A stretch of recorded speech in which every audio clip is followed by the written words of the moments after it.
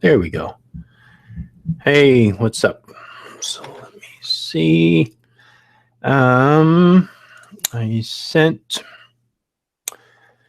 Dorian an invite. He was asking me about that yesterday. So, if he wants to join, he's more than welcome to. Let me see how it looks. Oh, good. Okay. In the chat, I know the Witches Girl's here. Hello, Witches Girl. How's it going? That's pretty much it.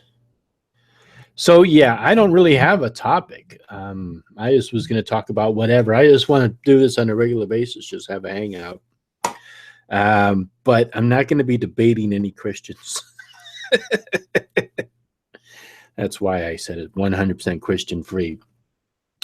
I did have one person contact me who saw that video, and he seemed to be interested in debating me. I'm not interested in debating. I'm not into debating people. I don't know what somebody is trying to prove or whatever. I really don't care what other people believe, but apparently other people really are concerned about what I believe in. And, you know, I mean, what am I supposed to do? Convince them that I think that blue is the best color? I mean, it's ridiculous. It's pointless. It's like this, you know, I mean, I don't know. People just get so wrapped up in what people believe. And it's like, you know, it really doesn't matter what somebody believes as much as it is what you believe. Hey, how's it going, CC? And one Wiccan high priest, raise a village. So as long as your religion doesn't hurt other people, and you don't try to dictate other people's lives, I really don't see what it matters what people believe. Who that girl was who called herself Chris. Oh, one Wiccan high priest. That lady is just she's bipolar. She has issues. She's just. I did a video a long time ago on. It was The Other Side of Darkness, and basically what it was a parody on how it was a parody based upon how Christians have these testimonies where they talk about how they were involved in witchcraft and then they found Christianity and they were saved.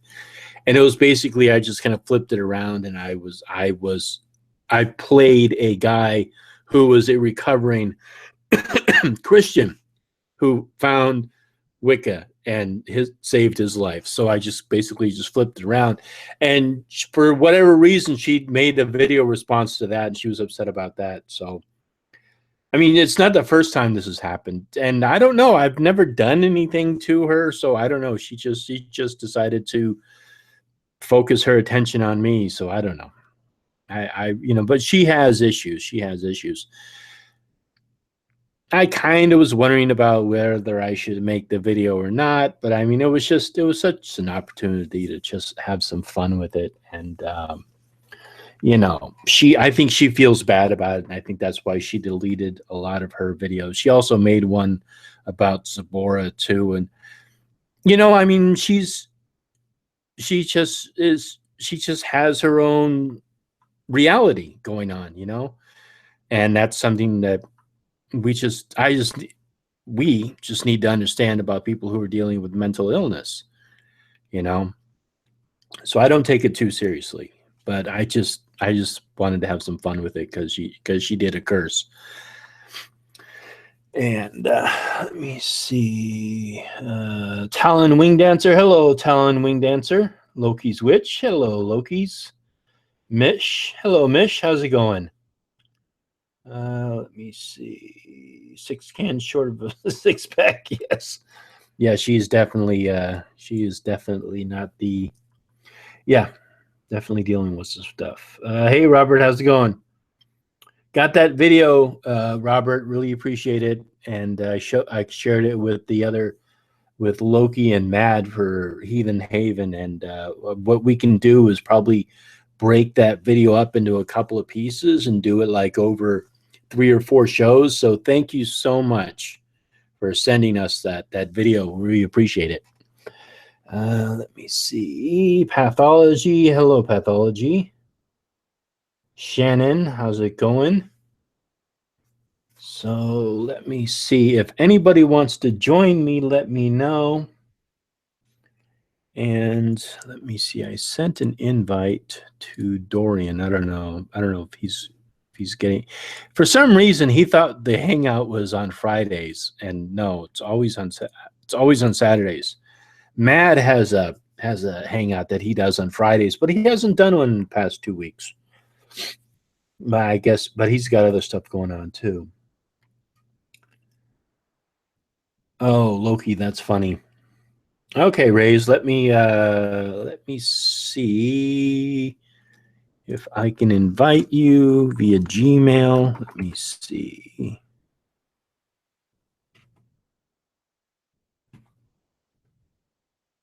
There is a way to do this. There we go.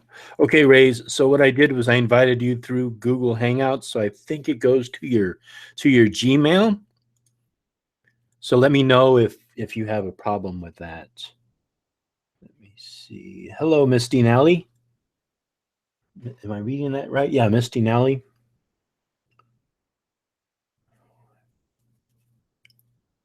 Thanks for considering my. Oh yeah, sure, Robert. Yeah, no, we appreciate it. So, because we're always looking for videos to debunk in Heathen Haven. So, if anybody wants to, if you ever come across a video that you want to have us debunked, send it to one of us, and we'll be happy to take a look at it and share it with the other people and see if we can do it. Usually, especially with Heathen Haven, it's more of a time constraint. Because like when I do a debunk video, I can break it up into chunks and just kind of, play with it like that. But with Heathen Haven, we kind of gotta just, it's a little, because it's live, we can't like edit and stuff like that. Whereas like I can do a video response to a video that's like, let's say 15 minutes long. And let's say I do like an hour of footage or 45 minutes of footage. I can trim that down to like maybe 20, 25. Well, 20 minutes is kind of brief. But I mean, I've trimmed down videos a lot that like I'll shoot like an hour and I actually only end up using like 15 minutes. So it's easier to edit it outside of doing something live. Whereas Heathen Haven, it's live. So it's like, we can't edit it as we go along. Let me see. Hello, how's it going, Dean? Or Dead Cheeky? Yeah, really, I don't want to have any debates tonight. Let me see. Let me see. Loki, did you want to join? You're welcome to. I thought maybe you said something about you have a life. What's it like to have a life? Let me see. Hello, how's it going, Grade A's? Miss Oddity. Hello, Miss Oddity. I'm seeing all kinds of new people in the chat. That's awesome.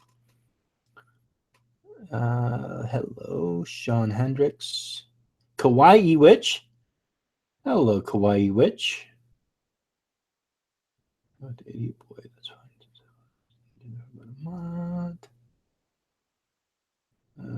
Send you a message via Twitter. Gmail isn't okay. Okay, well, Loki, if you want to join, let me know, and I will send you an invite. And I'm not too picky. Let me see. Yeah, let me send that to you, Rays. If any of my new viewers, new subscribers, I don't know what to call you, people who stalk me or watch my videos, if you want to join, let me know, and I will shoot you an invite. I always like meeting new people. And let me see. Okay, Rays. So I sent you an invite via Twitter. So, all right. Thanks, Mish. Take care. I stalk you. Yes, CC. So yeah, like Kawaii Witch, if you want to join, let me know. I saw you in here last week. Let me see. Gray Day. So yeah, so if anybody in the chat wants to join, let me know. Oh shoot, I have to send Loki's Witch an invite too.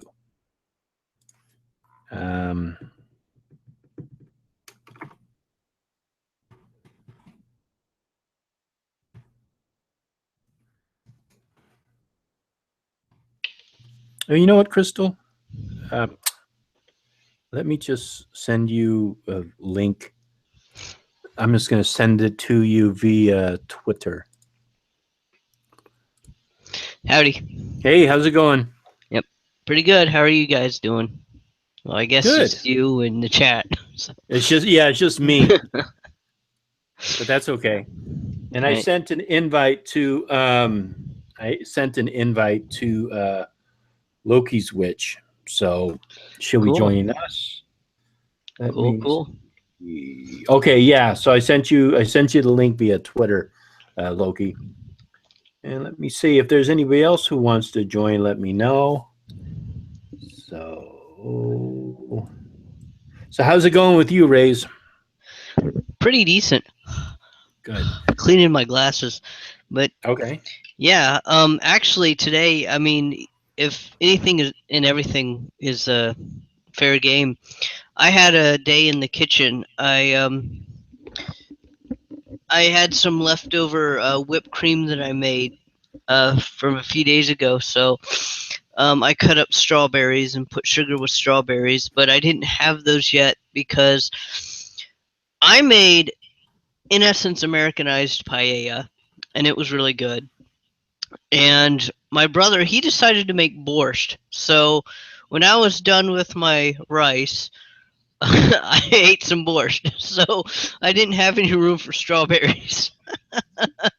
Strawberry and borscht doesn't sound too good. No, that'd be horrible. That sounds like a bad combination. Yeah, so today was like a huge kitchen day. You had, several people in the kitchen doing several things. And I ate good. And I'll have strawberries and cream tonight. Nice. So hey, I'm Loki, how's it going? Yeah. So did you make borscht with? Did you like put like German sausage in it and red cabbage, or how do you make it? Okay, this was my brother who made it, and he used one of umpteen bajillion recipes because borscht is it's like chili. Everyone has their own recipe. So he took some actual beef and then used that to make beef broth, and then he put green cabbage in it and carrots and beets and he had some potatoes in the broth, and some celery, but he took those out. But he left the beets in, and he left some cabbage in. And of course, we have tons of dill in our house because we have a couple of people that decided to make things that involve dill. So he put we put some fresh dill in it and some sour cream in it. So it turned out really, really well. Okay. Yeah. Good. Yeah, because maybe I was thinking of something else, but yeah, I think borscht. Maybe I was thinking of something else. Well, I've seen borscht recipes with red cabbage in it too. Yeah. I've seen borscht recipes that have potatoes, and I've seen them that don't have potatoes. I've seen it that has beef, and I've seen it with like different like sausage or pork or something. Because just Google borscht recipes and you'll find a bunch of different things, and then tube borscht recipes and find a ton of different things. Yeah, exactly. Yeah. So, hey, how's it going, Loki's Witch? It's going pretty good, actually. Good. Just got back from a cheap dinner. Okay. Good. Is always the best thing to go. What? I don't want to cook. I want a chicken sandwich. Let's go to Wendy's. Looks like you have a third hand. Yeah, Soren's being a 5-year-old. Okay. stuff you mentioned about Satanta in the chat. I learned something new. I really gotta go walk with this. Oh, okay. Well, good. Dead Cheeky. I'm glad you found out about Satanta. There's a lot of good mythology in there. Let's see. Endless, no mic yet. Yeah. When there's a great Irish tale called the Toyne, which has there's a tale that leads up to how the tale was and then how the tale came about. And it has almost all the stories in it. So it's very difficult to tell like one portion of the Toyne without it leading into another portion and another portion and another portion. So it's one of those things where it's very difficult to like break it into like little chunks of mythology, little stories. I have found Celtic mythology to be extremely hard to follow. Every time I read, I'm like, okay, let's read about something Celtic. Do you mean Irish mythology, Welsh mythology, British mythology? Which Celtic is? There is no. I know there's a crossover, land. Right? Yeah, I get it. But if I dive into something Irish, well, recently Irish mythology. Right now I tried reading a book called Irish Myth and Legend, and like after chapter 1, I'm like, oh my god, I give up. Oh my god, this is so confusing. Was it by Lady Gregory? I don't know, but the cover is. I remember the cover having a lot of greens and blues and grays in it. You would probably recognize the book because I know it's fairly popular among various Celtic pagans. And lately, somebody sent me a link about Welsh mythology and some Welsh spider goddess, and I'm sitting here. Even the Wikipedia entry alone, I'm like, wait a minute. So somebody prophesied to a king that if he doesn't have a head of a virgin in his lap when he's not at war, he's going to die. I'm confused. A Welsh goddess of a Welsh spider goddess. Yeah, I don't remember the name.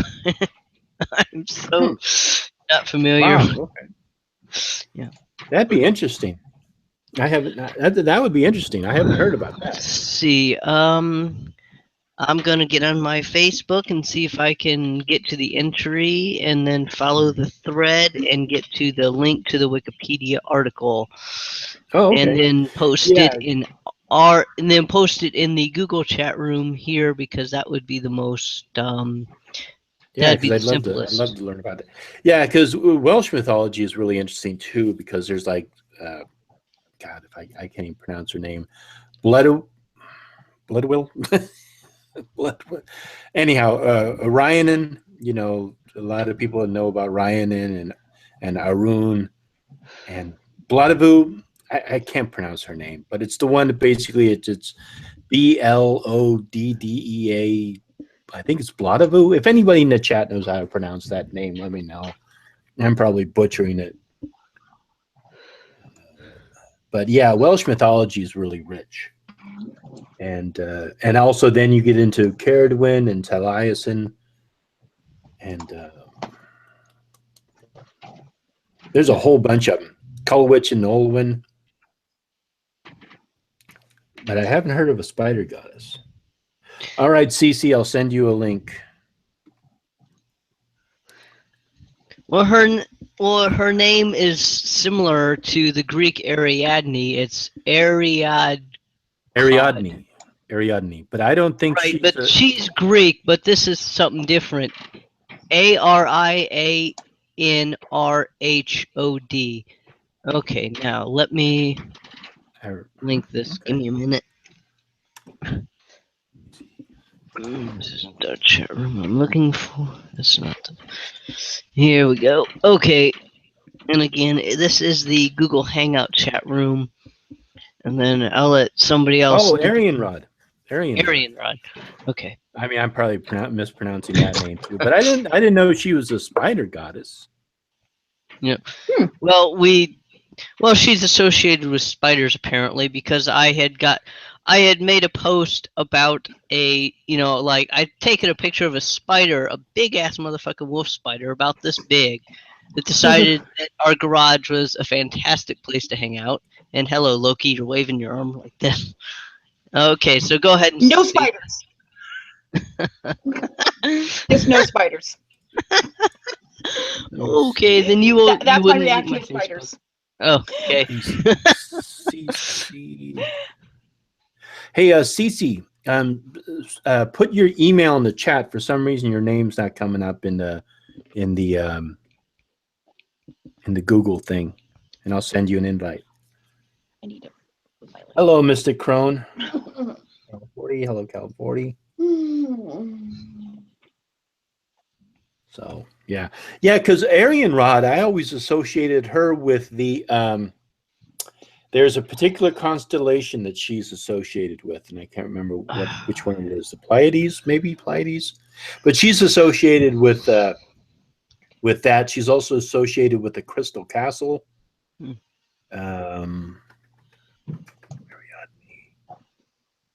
Yeah, those are the two things that come to my mind, but I've never associated her with the spider. Now, Ariadne is a spider goddess, Right. or consider associated with spider goddesses, because I think she was the one who gave the string to get out of the Minotaur's lair. Ariadne No, is the one who challenged Athena to a weaving contest, and then when she lost, she hung herself, and Athena's like, "No, you're not getting out that easy. You want to hang, you want to weave. Here you go, boom, you're a spider." Mm-hmm. Okay, that's what it was. Then she's sentenced to weave for all eternity. So. Oh wow, okay. So I wonder. So who was the one who went into the Minotaur's maze? Was that Perseus? Don't know. My Greek mythology is sketchy. When and which? In Greek mythology. The Minotaur's maze. Who was the first person in there? I don't know. Okay, Soren doesn't remember either, so don't feel bad. Well, that's okay. I mean, we can Google it. I was just curious. Okay, Cece, let me see. Yeah, Cece, I need your email, and then I'll send you an invite because your name's not coming up. And I'm not following you on Twitter. So basically, I was just going to take questions from people and, just kind of talk about whatever. But whenever we talk about whatever, it can get kind of crazy.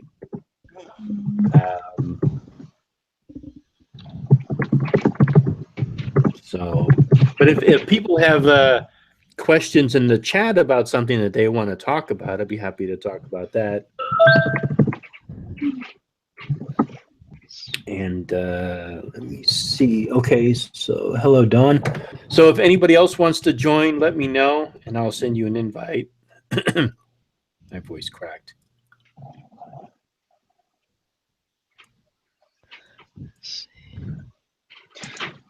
But no, like you said about me having a life, I finally don't have a life because bowling's over with. Oh, well, that's too bad. I'm taking a break for the summer, so because I wanted to, and I can't quite do that if I have to be somewhere every Friday night. And yeah. Okay, so this is just from what comes up on Google real quick. The Minotaur dwell at the center of the labyrinth, which was an elaborate maze-like construction designed by the architect Diade. I'll just spell it Daedaius. So I guess that's Daedus and his son Icarus. Oh, okay, yeah. On the command of King Minos of Crete. The Minotaur, just one more sentence, the Minotaur was eventually killed by the Athenian hero Theseus. Okay. Theseus. Okay, Theseus. Yeah, because I know he had to lead. He had to lead a piece of string behind him as he went in, and he was rescuing he was rescuing somebody from the Minotaur, I believe. Well, I guess I'll Google that maybe and try and Well, figure that. it's okay. We don't have to. It's like Mind. it's Minotaur night, you know. Yeah, really. We're shooting the ball. Oh God. And how to pronounce the name was Dedalus. Devious. Daedalus. Daedalus. Yeah. Daedalus. Daedalus or Dedalus. It depends on your pronunciation and what you pronounce more than the other. Okay. That's good to know. All right, Cece, I just sent you the invite, so it should be hitting your email box pretty soon. Let me see. So yeah, click away. There we go. So, all right. Hello. I'm seeing a lot of new people in here. That's awesome. I love it when that happens. You have 20 people watching. That's a lot of people. I know. That's great. You're probably wondering when I'm going to start debating the Christian. Well, I would actually hope that you become something of a staple in the pagan community. Then people can hopefully come here and see you correct misinformation and answer questions and things. Yeah. Well, I mean, I don't know. It's hard to do live debunkings because I end up having to research a lot of information and stuff, and because I don't like to say stuff and then find out I'm wrong. Right, and sometimes it helps to know where a misconception comes from. Yeah. Like this misconception came out from a book that got popular but was actually wrong, and here's what's right. Oh, speaking of which, I got this. Nice.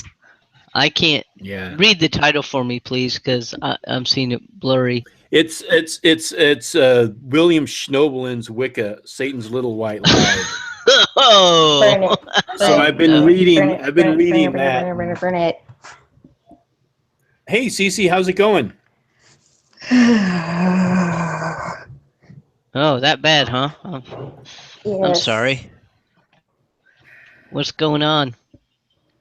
Friends are horrible, and social media should die. Majay, stop! God, I hate my brother. We all have that days. Yeah. Like, I told my friends about my significant other, and now they want me to do stuff about my social media, so now I just want to stop. I just want to delete all of my social media, start over, block all my friends, and just live on. Wow.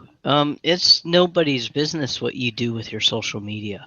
Seriously. And they say I'm a bad friend. That because doesn't make brutal sense. Honesty. Because, like, I'm honest all the time, and then they get offended, and then they find I'm a bad friend, and now they're telling me to change, and now they're being bad friends. Cece? Yeah. That sucks. I know. But I don't want to focus this hangout on what's going on in your life. I'm sorry. That's perfectly fine. But I'm not going to focus it on your life. I mean, it sucks when that happens. But maybe you can, yeah. When you move out of your parents' house, then you can probably do whatever you want. Totally. Yeah. Have half of my head shaved and then dye part of it. Yeah. Oh, that actually looks cool. People were doing that in the mid-90s. I remember that. That was cool. Soren had their hair like that for a while. They had half the head shaved and then the other half was silver. Nice. That's nice. Awesome. That'll work. Yep. Let me see. So so I'm gonna be doing like I think a couple of videos on this book. It's just full of so much bullshit. After you do that, burn it, because you don't want the spirit of Bill Schnoblin in your house. No. Oh my god. Yeah, I purposely went out and bought a used copy because I didn't want a penny going to him. And I'm hoping that Yes. whoever got that book probably stole it or something. So Same. Or it was gifted. yeah, or something. I just didn't want to give him a penny. Right. Yeah. So let me see. So yeah, so let's see. Does anybody else want to join? Let me know. Yeah, come on. If I can do it, you can too. Yep.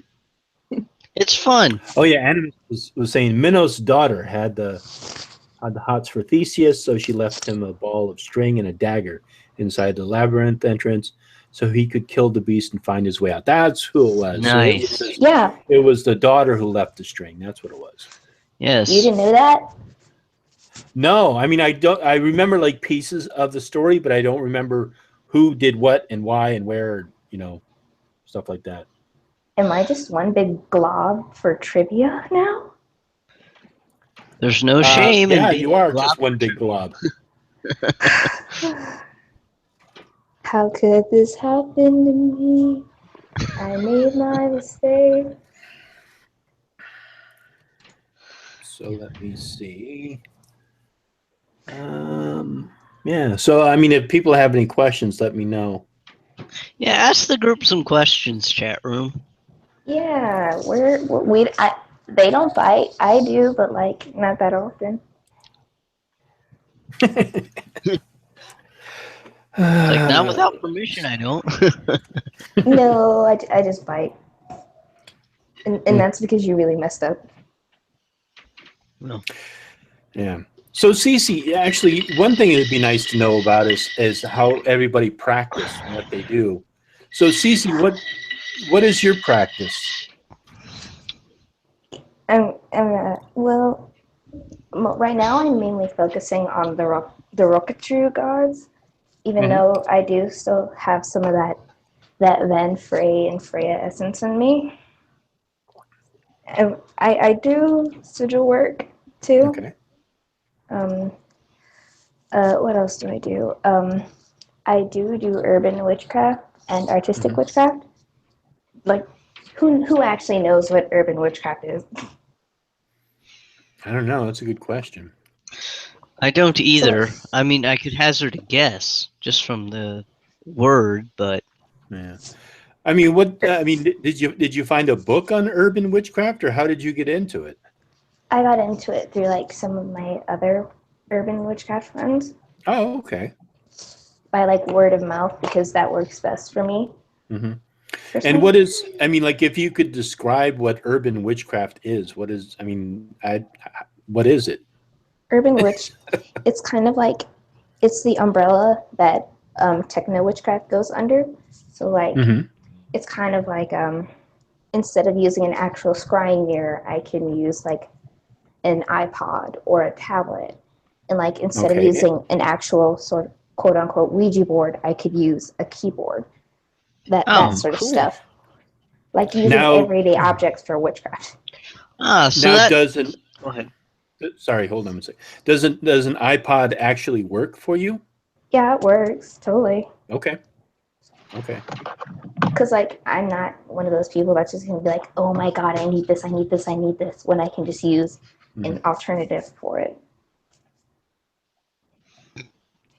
Yeah, I was gonna say that reminds me of chaos magic as well as discordianism, where there's not really an emphasis on what you ought to be doing as much as an emphasis on what means something to you. With chaos magic, you're drawing from pure potential. You can call it chaos, you can call it God, you can call it the Tao, you can call it whatever you want to call it, but that pure potential. And what you do is you make yourself believe what suits your purposes to believe. It's paradigmal piracy, and then you go with that. And if the materials end up being a sword you forged yourself, great. If the materials end up being an ink pen, And a used piece of bubble gum, great. What matters is what you believe about what you're using, or even if you need tools, as opposed to the right tools. Yeah. And what else do I do? I also do artistic witchcraft, which is kind of like it's theater for witches, basically, in my opinion. It's kind of like I can draw for my deities, I can write for my deities, I can perform for them. Nice. Which is easy for me to do because I like acting, even though I would prefer to be a writer, which is what I do most often. What else do I do? So how exactly here's a really dumb question, but how exactly is that witchcraft? It's kind of the thing about it is you witchcraft is all about making things happen and making it your own sort of magic, which is kind of like what you do with artistic witchcraft. You make it magical. You express things to your deities and whatnot with it, you know? Mm-hmm. Yeah, but Like okay, you but kind I mean, of so is that what defines witchcraft? I mean, I'm just asking your opinion if that's what you think witchcraft is. to me, witchcraft is just taking something and taking something like a purpose and then giving it life. Like Okay. if I wanted to create more art, I would make a sigil that means I can easily draw inspiration from something. Mm-hmm. And And how then I would would you use it. and how would you define magic from witchcraft? What separates those two, in your Um, opinion? I don't see like a difference between them, to be honest. In all Mm-hmm. honesty, in my opinion, I don't see a difference or like a line between the two. Mm-hmm.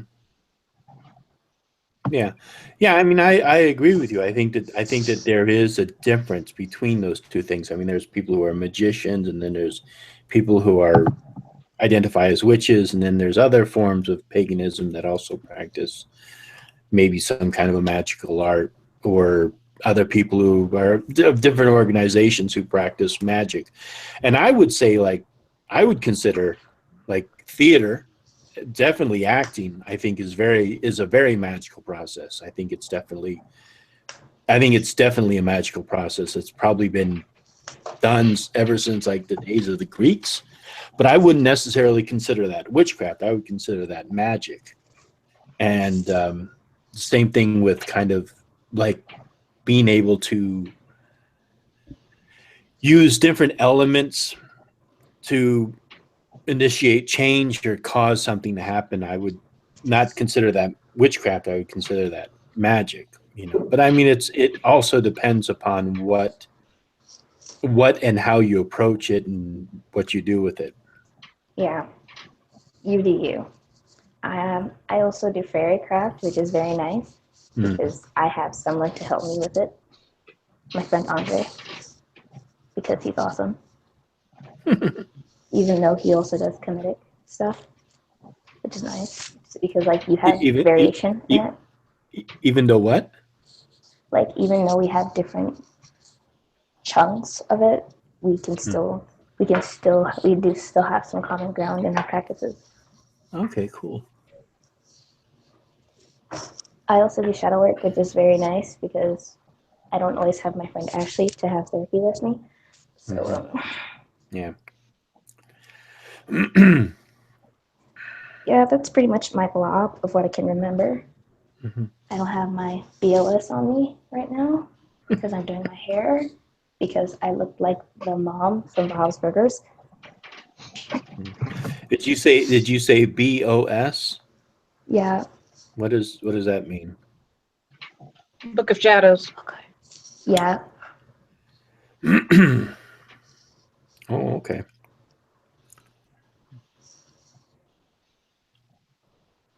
Who's next? Yeah. Yeah. I also like crystals too. Okay.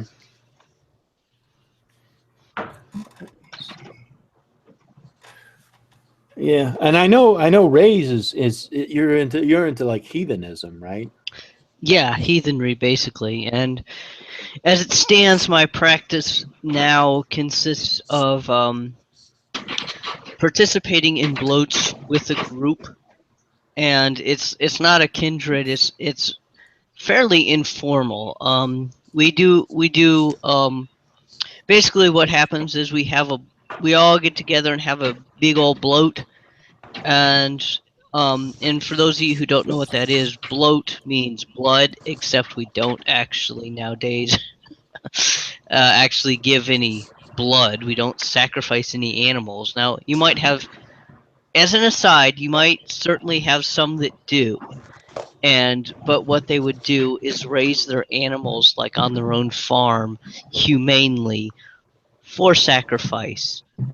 And then they would give the blood and the bones for the gods, and then the meat would belong to the humans, and then they would, cook it up and, have a nice dinner or something. But the vast, vast majority of us don't actually sacrifice any animals. But you could consider the word bloat as the meaning like libations or something like that, where we basically sacrifice meat. And you could sacrifice beer or vodka or something like that. And I've heard of alcoholics pouring apple juice. So it's not. And a very, very long time ago in my own practice, if I didn't have anything alcoholic around, I would pour some kind of, juice. And maybe somebody may or may not like that, but that's what I did. You poured what? Juice, like grape Oh, juice, juice. apple juice, orange juice. Yeah. Oh, And okay. I just, that seems natural. It's not like pouring out Coke and saying, here, have a Coke. I'd like to This buy Coke's for you. the Coke. Yeah. That works. It works though. Well, yeah. Well, I think this kind of gets into like, how true to form do you want it? How natural do you want it? How true to history do you want it? What's the spirit of the sacrifice? And if you're pouring out Coke or if you're pouring out apple teenies or something, hey, do you have at it? It's not my cup of tea. Now is Go ahead. I don't know this I mean, is it pretty much like just do anything? Does it really matter? I mean, is it really just kind of like a free for all? Is that how everybody feels nowadays? Depends do you on the feel deity. like have a bloat and just pour out whatever? Okay. Depends on the person. Well, Well, no, I think I'll let him answer. in our group, it wouldn't be a free for all. Okay. We wouldn't be okay with somebody coming and pouring out a bottle of Coke. That would be just too weird. Yeah. My point to CC is you do you. That's up to you, and that's your practice. I don't get a vote in what you do. That said, as far as the public bloats that happen, as a generally speaking, we have a lot of people, so we will have our local Gothi. Now, what you think qualifies a Gothi, that, again, I'll say that is up to you as a person. Everyone had to start somewhere, and every group had to start somewhere. So you may or may not think this individual would or would not be qualified. That these are all matters of debate that people have been debating for decades. He usually says a few words about the particular bloat, like our last bloat was Sigurd bloat. He explained that about it's a bloat to Odin. The ice has melted, and you're pouring out bloat to Odin, asking for victory in your endeavors, because now that the ice is melted, nothing is stopping you. A bit of history, a bit of language. A bit about the gods, etc. And from there, and he will Hey, walk around. sorry. Hey, Loki, would you mind muting yourself? I thought Okay.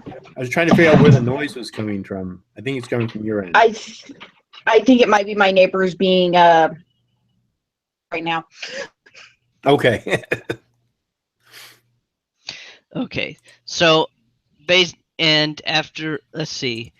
And he'll bless the circle, and it's not necessarily in this order, but he'll walk around the circle and invoke Thor in order to, protect the circle, and then at some point, this enormous horn will be poured full of mead, and we will pass the horn around.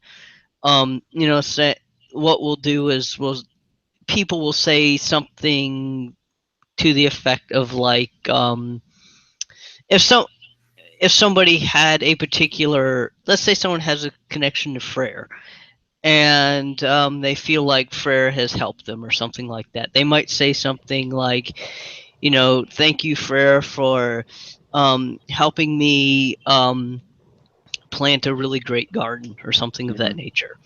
And they'll say like, hail Freyr, and everyone else will be like, hail Freyr, and they'll take a drink and they'll pass the horn.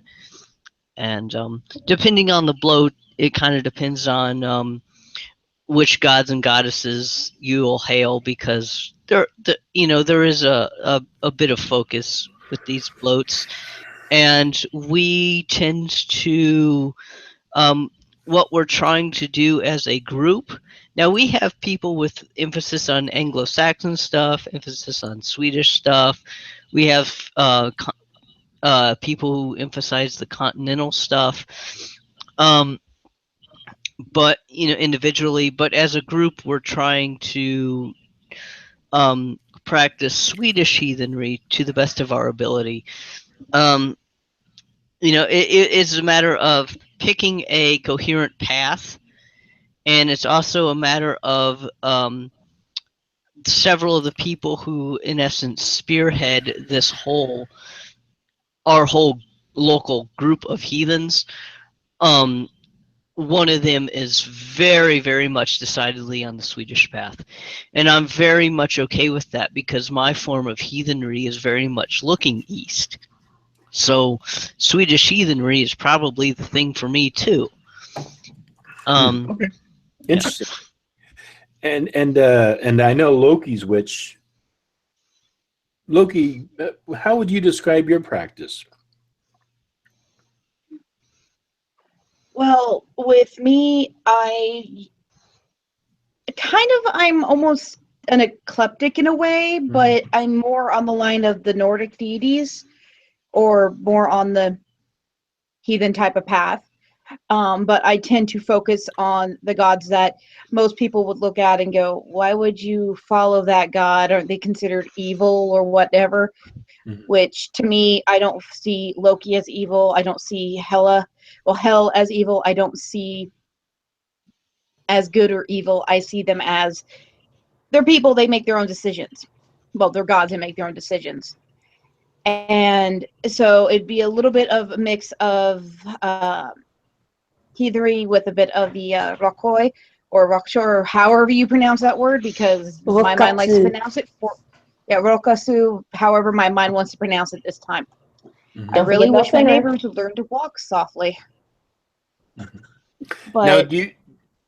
Sorry. And do you? That's okay. Do you now? But as for like your practice, I mean, would you call it witchcraft, or what would you call it? I would call it more in the line of witchcraft, because I do focus more on the magical aspect instead of I do focus a little bit more on the magical aspect more than anything else of it. But to me, like I said, witchcraft, magic, bringing life into the world, bringing harmony, bringing good or well, not evil, but bringing and so I do chaos magic, because I see it as the balance of good and bad, because you can't have good or bad without a little bit of chaos in between. But I'm just that kind of a weird little witch that enjoys that. I mean, I do pull some things from Wicca that I do enjoy.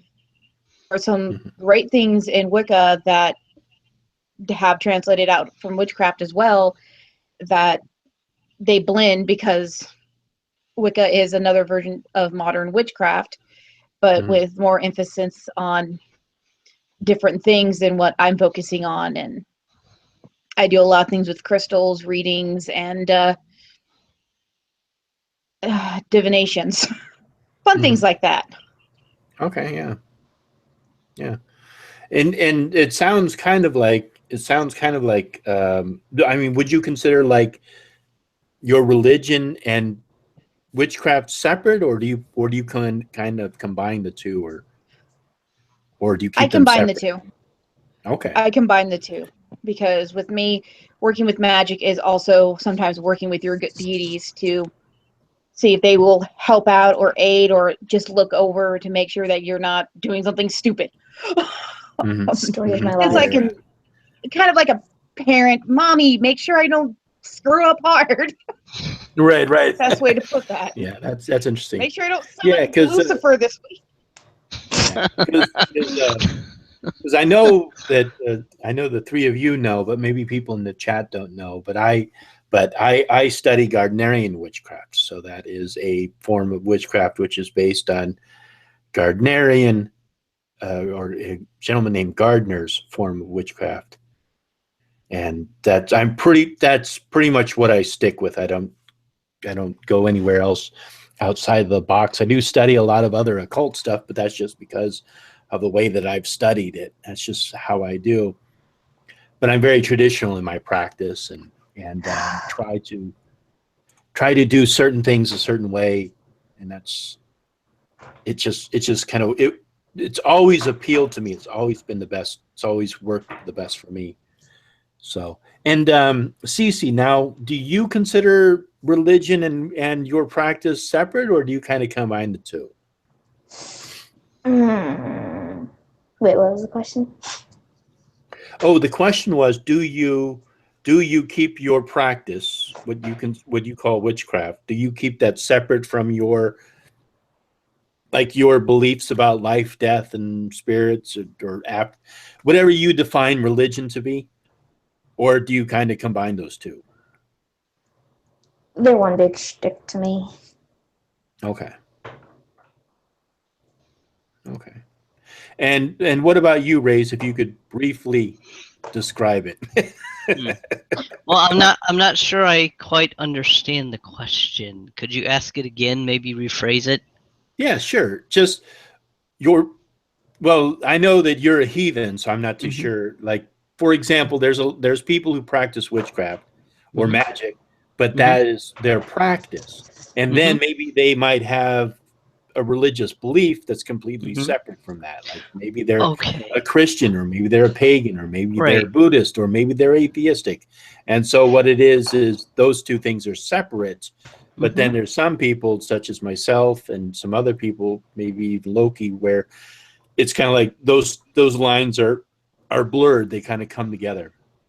Okay, I completely understand now. Okay. For me, my practice right now is much more devotional, and it's much more worship without doing what most people would recognize as magic. Now later on I might develop a very firm grasp of the runes, and perhaps I will do magic involving the runes, for example. But I think my magical path needs to just wait as I become much more grounded in my own spirituality. A very long time ago, I was not grounded. I used to try a lot of magic stuff, but I wasn't really. How do I explain this? I wasn't raised well, so I had issues that I hadn't dealt with. I was in the closet, so I had some issues there that I hadn't dealt with. I didn't have a very firm understanding of just history or geography or whatever, and that gets into a different area. But yeah. So magic didn't really quote unquote work, but it's because I was doing it wrong. I wasn't taking a self knowledge is the beginning of wisdom type of approach as much as I was. That over there, separate from myself, that is what I want. I will that to be mine or something. And what I didn't understand is I wasn't thinking about my real and true will, if that makes any sense. Okay. Yeah. Green Lanterns. Yeah, that makes sense. Let me see. So, yeah, okay, yeah, and I think it's just interesting. So, what you talked about grounding a little bit, um, Rays, Mhm. and um, and it kind of leads me into my next thought. Like, how do you, how do the three of us or the four of us, how do we find or how do we make our practice more, how do we make it more whatever it is that we want to do? Like how do we, I'm trying to stay away from certain words like how we make it more powerful or how we make it more focused or how we make it more um, I'm trying to find a good word for it, but I'm just wondering how we make it more maybe rooted and focused. I think rooted and focused is the best way to describe it. What would you say, CC? What do you mean by rooted and focused? I mean, yeah, it's because it's such an abstract concept. Um, make it more Personal? like connected, huh? You mean personalized? Or like Well, to not make really it personalized because I think we can make stuff very personalized. Um, I guess I guess the best way to describe it is just more like focused.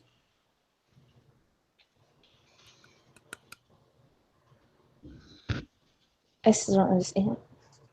Yeah, I know. I got distracted by something.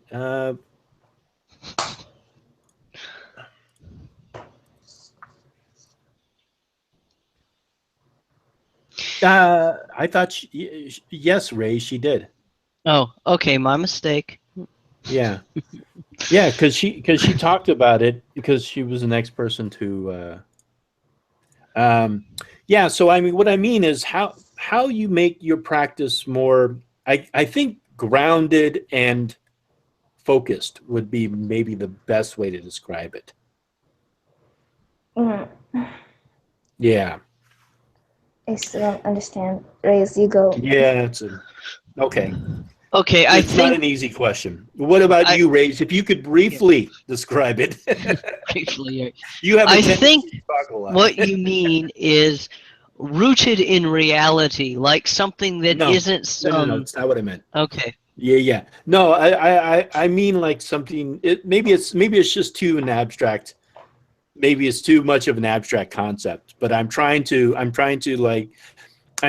of lead it into an area where it's kind of like it has a lot of focus. It has certain okay, particular um, a certain particular uh, yeah. I don't know. It's hard to describe. So I guess I guess maybe I guess personalized would be the best way to describe it. Oh, Yeah. now I understand. okay. Yeah. So maybe you should go first, Loki, or Cece. I'm calling you Loki. You're welcome. Call you Loki. Yeah. Um, well, the way that I made my practice was basically trial, error, trial, error. This works, so I'm going to keep it. This works, so I'm going to keep it. This doesn't work for me. I'm not going to keep it. It goes next door. And then I kept going with that. And then after I've got a certain number of things, I just stuck with that because I wanted to become advanced. I don't like being a jack of all trades because that means I've done everything, but I never really found a 100% stick. Hmm. So yeah. Okay. Ooh, my hair. Mhm. All right. And what do you think, Rays? Well, okay, if you're talking about personalizing and focusing your practice, Mm-hmm. um, I think it's a matter of starting with what feels right, and then studying that, and also studying things on the peripheries, like studying aspects of a culture, food, clothing, history, geography, things like that as well, and see if it still feels right versus, hey, this looks really neat, and there's nothing wrong with reading about something that I think is neat. But really, it's like, imagine if, okay, the religion and the mythology, that's like, in my opinion, it's like the soul of a people, right? Now, a people that's intangible, but setting that aside, just bear with me. Now, if you're dealing with an individual, you start out with things like, you like to cook? I like to cook. That's cool. What kind of music do you like? Whatever. And you don't just get into like, well, what are your hopes? What are your fears? You don't get into really deep stuff. You don't get into their soul, in essence, the first time you meet them. So, what I do, not just study a mythology, um, but look at a language, try and speak some of the language, try and cook some of the food, maybe talk to some people from overseas just about anything, just you know learn learn stuff, including about the folklore and the mythology. And am I boring you? No, this No, this I just think reminds what me it of happened is. last time.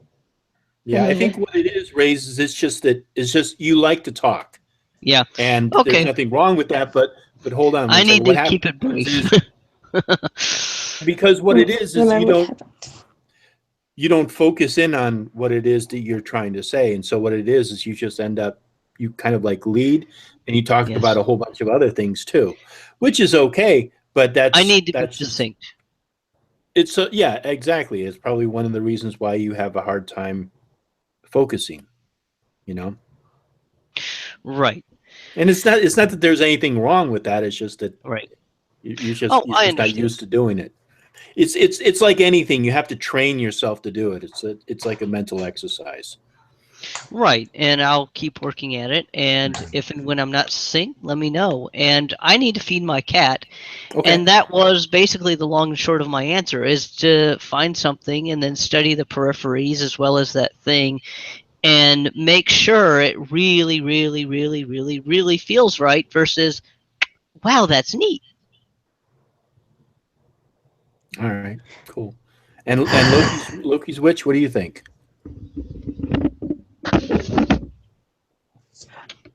Well, I think Ray's summed it up pretty well too. Even what I would say is focusing on one aspect instead of going into all these different directions.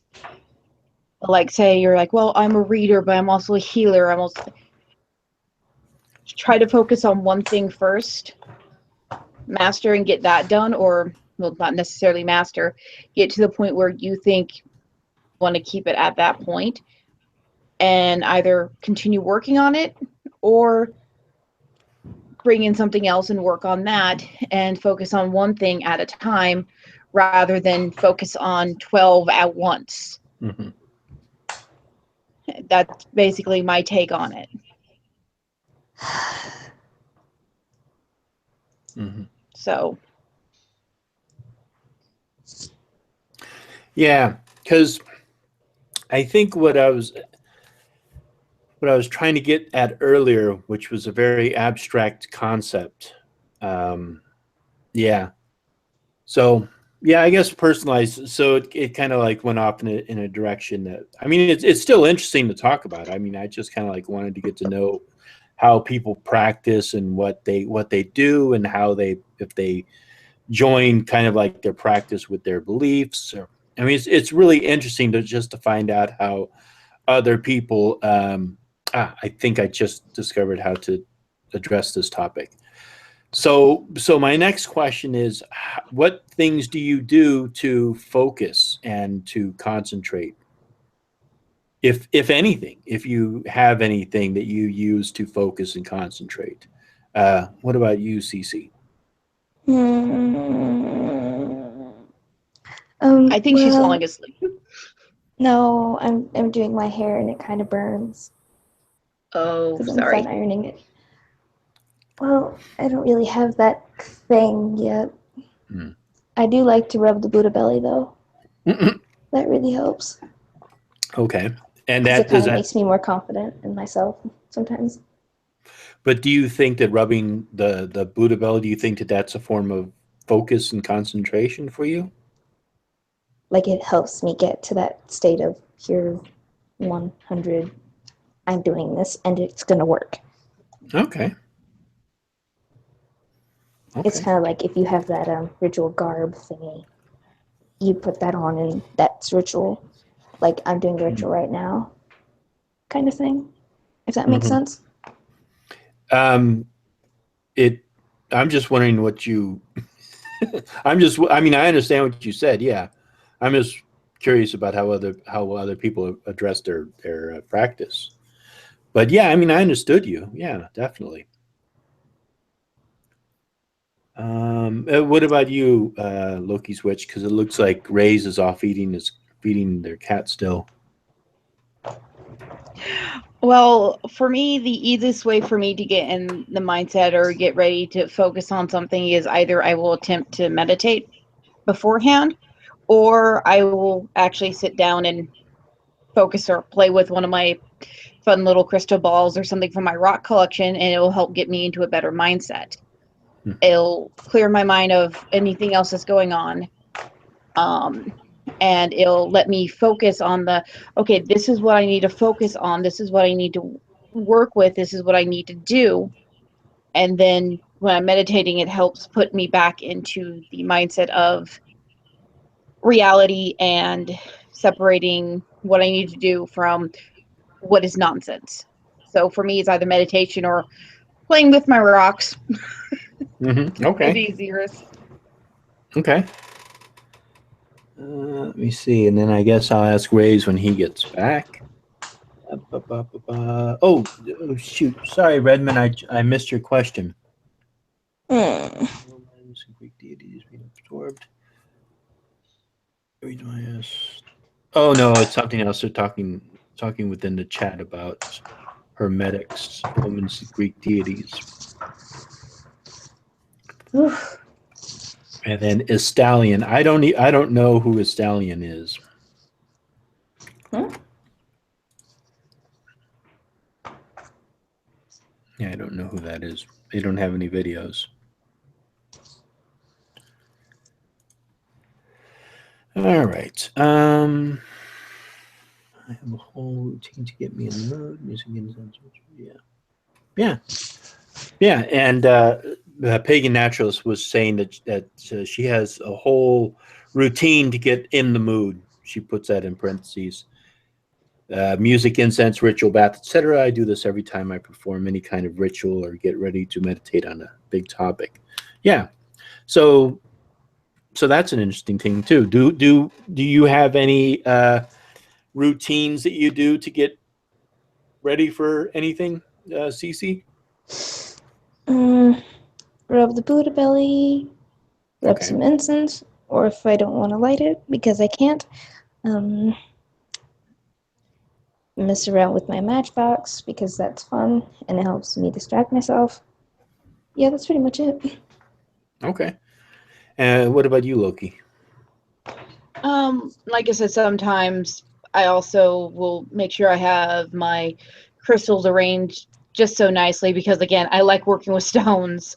Um, I try to attempt to either make sure I have one of the animals around because it just gives me a little bit more sense of comfort when I'm working with things, either this fuzzball or one of my Right. hoppy fuzzballs.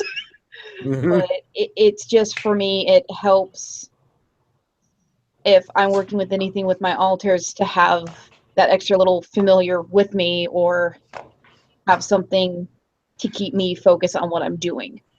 And again, it could also be like with the crystal balls or get ready for that because I always make an inventory of what I need. Do I have my wand? Yes. Do I have the water? Yes. Where are my matches? Yeah, right. So Story of my life. Yeah.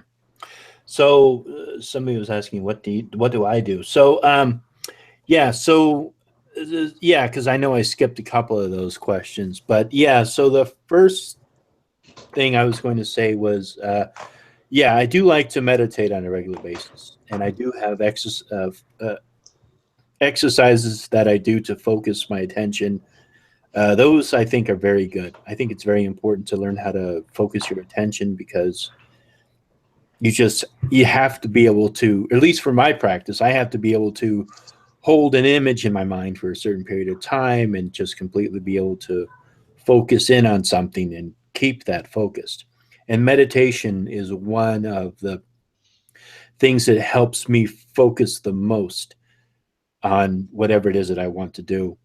And then preparing for a ritual, um, I pretty much calm myself down, um, try to kind of slow my breathing down. Again, just kind of like begin to focus. I try to kind of put other concerns, other things out of my mind. And then I have various exercises that I go through to bring myself into a certain state of concentration and then go into the ritual, whatever I'm doing. And yeah, I think going through kind of like some of the basic motions, like Loki had mentioned about like incense and candles and the objects, those sort of help me to focus in a little bit. Like getting ready for a ritual is very much kind of like focusing my attention. There's a lot of, I mean, some people take baths. They'll take a bath before a ritual, and you know, if they have ritual robes or any kind of particular garb they put on, put into that, and it's kind of like, you know, it's like a repetitive process. It kind of like it makes your mind focus in on something, like saying, "Oh, there's something special about this. It's not just an everyday thing. You're actually like bringing your attention to something. You're doing something special. You're not just going through the motions of whatever it is that you do throughout the day, because we all have stuff that we do throughout the day." Um, so, Rays, Yes, you probably missed two of the questions. that's fine. Yeah, but so they were. One was, what do you do to focus or calm or focus your attention on something? And then the other question was, how what do you do to get ready for ritual? Hmm. Well, since the ritual is public, I do actually take a shower. And no, I mean, that day, it sounds like a joke. It's not. That day, I do actually make sure I shower and shave and put on, a nice outfit and stuff. Many people in our group wear period clothing, whether it's a kilt or whether it's a tunic and pants and a belt. I may invest in period clothing. Soon, but I'm waiting till I have more money to before I do that. Let's see. I don't do a whole lot because I actually it sounds funny, but I don't need to do a whole lot. When I'm turning off my cell phone or changing it to, when I'm muting it, um, I am that for me is part of like, okay, this is it's time for business now. It's time for ritual. Uh, uh, I I honestly don't have a very I don't have a lot of things that I do. Which is now why I understand why there's been a couple of people gently nudging me to get period clothing, even though not everyone shows up in period clothing and we're not expected to. But I think people have noticed, oh, you're at all the bloats. Wink, wink, nudge, nudge. Hey, it's not very expensive. Just yeah. But so um, Gotta get that's that man really spirit. about it. Hmm. Okay. And what about getting ready? Okay, so you kind of answered both those questions. Okay. But is there anything in particular that you do to like help you focus your attention or concentrate on things? Actually, I do. As I think about it, one thing that helps me, and I know I'm wearing a necklace now, but I may put on a hammer or an axe or this or another sun symbol before I go, and again, that's signaling to me, all right, it's time for business. Mhm. But I really don't. Oh, I have a small horn that is my. If I'm doing a ritual at home in the yard, that that drinking horn is special because I don't often drink out of a drinking horn, so that separates ritual space for me from just every other day everyday stuff. Okay. Okay. Awesome. Let me see. Is there any questions people have? Let me see. Put them Raise. up. Yes. If I finish my hair in the middle of the stream, remind me to wrap it. If you what? If I finish my hair before the end of the stream, remind me to wrap it because I'm gonna forget. Okay. Let me see. So, yeah. Okay. Um, yeah. Let me see. It's a Hello, house full Sniper of Boy. heathens. Yeah, really. Great days, freaky unicorn. So yeah, well, good. So trying to figure out what else to talk about here. Um, What's our favorite thing about our gods? I huh? don't know. What's our favorite thing about our gods? Like our own specific patron deities, maybe? Okay, sure. That's a good question. So since that's your question, why don't you begin, Cece? Why don't you kick it off? Why? Why? Everybody hates Susie. Um, I don't know. Probably how much they're just like, you do you, and if you're wrong, they're gonna tell you. Hmm. Like, to be honest, deities are more like the people that will be like, you can do this, you can do that, you can do that, until I tell you that you're wrong. Then you have to do this. But that's kind of how they seem, to be honest. Mhm. Okay. So Loki, I know you stepped away for a bit. Did you hear? That's okay. Did you hear what Cece's question? No, I did not. Sorry. Okay, that's all right. Cece, did you want to rephrase the question? Rephrase it. What do you like most about your deity specifically, or deities in general? Like, what do you like about them? Oh, okay, I get it. Mhm. Um, Honestly, with mine, with the ones I use, because I have variant of different, yeah. But the main ones, the reasons why I use and why I like them and what appeals to me basically of that is with Loki, it's a mixture of he does it because he does what he wants, and who you are, you can still be messed with or tricked. With that or Rouget. pronounce her name. Exactly, however you want to pronounce her name. It's more of the more gentle, kind, understanding feeling I get from her. And to me, those two for me work in a good balance, and that's why I'm drawn to working with both of them normally at the same time. And I really wish my neighbors would learn how to walk silently or not have kids running around like little freaking elephants. So true. And what about you, Rays? Well, after some thought, well, I think with the Germanic gods, it's because they feel very right. They feel very familial. They feel like my gods. And with it's interesting with the Baltic gods. It's different, but similar in that there's just it feels very very peaceful. Interestingly, and it kind of works because Romuva means peace, and there's a a closeness to nature that rings true to me.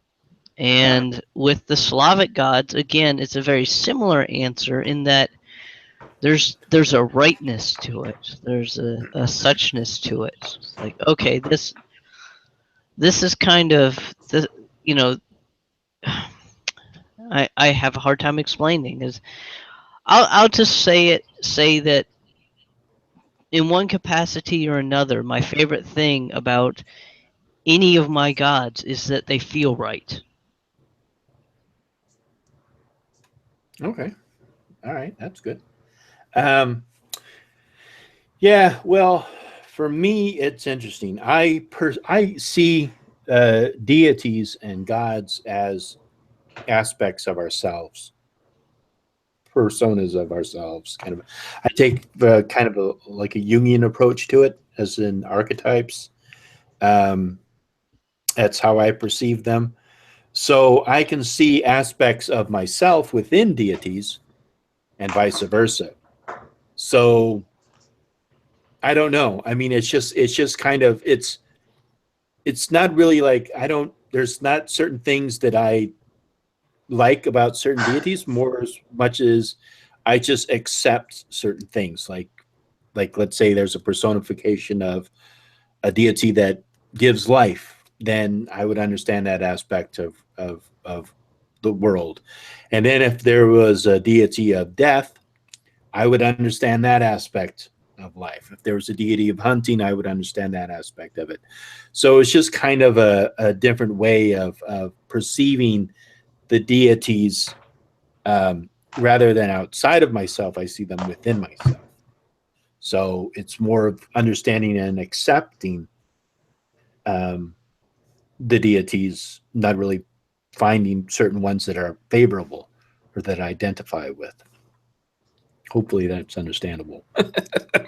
I know I talk in abstract terms a lot. No, it's understandable to me. Oh, good. Me too. Good. Oh, okay, good. I'm not crazy. Sister has another question. Okay, what is it? Okay, what aspect of your craft or practice, religion, whatever, came first? That's a good Like question. what came first? Like Raised. Okay. Do you The want to answer that egg. question, Cece? Sorry. Do you want to answer that question first, Cece, or? no, I was gonna be like, do you need me to explain it deeper or no? Um, I think I understand, but would you explain it a little more, please? Like, did you start with fairy craft first? Did you start with crystal work first? Like, what came first? Oh, okay. Raise, you want to go? Well, what came first is somewhat difficult because as a child I was always contemplating things. Even as like at 3 or 4 years old, I was like, so when was the beginning of time? you know. So there was never like if my first exposure to religion was Catholicism, but I was still always searching, and I was having mystical, what people would consider mystical experiences, whether they were good, bad, scary, whatever. So my first, where I started with heathenry is probably the best thing to talk about. For me, it began in my trajectory toward heathenry began with a dream in 1997. And while I won't describe the dream, I will say that the dream, as I look back and interpret it now, was a very, very blunt and forthright call home to heathenry. Okay. And what about you, Loki? For me, actually, what came first for me for anything was I picked up a book and started reading. Studying and history and all those things was what came first to me before I chose my path, before I chose my deities, before I chose anything was so studying came first for me. And then I started developing what deities fit right for me, and then I started developing the path I want to use and what kind of stuff I wanted to work with. So honestly, what came first for me is a book. Mm-hmm. Everyone's answering the wrong question. Wow. For myself, I think when I first got into what I did was I read mythology. I came across Celtic mythology and I got very interested. And when I say Celtic, I mean like Irish mythology. But at the time, we called it Celtic. But I'm trying to change that because I need to be more specific. But Irish mythology and Welsh mythology and British mythology, I started reading those, and that led me into the Druids. And then I was curious about the Druids, and I wanted to research them. Come here. But there's not really much information on them, and so that led me into witchcraft, and then I started studying witchcraft, and it just clicked for me, and I've stuck with that ever since. But I've also branched off and studied other things within the occult, just because you get questions like, how did this happen, and who is this person, and what did this happen? And so through that, you kind of also you learn about the history of what I call the Western occult tradition, which is where a lot of, well, some witchcraft traditions, well, most of them are very much rooted in. So that's a good question, Cece. Well, it's a good question because that's not the question that I asked. Then, okay, what was the question you asked? I was in terms to you, I was asking, were you a Druid first or were you Alexandrian first? That's basically what I asked. Like, did you start working with crystals first? Did you start working with these deities first? What was your first?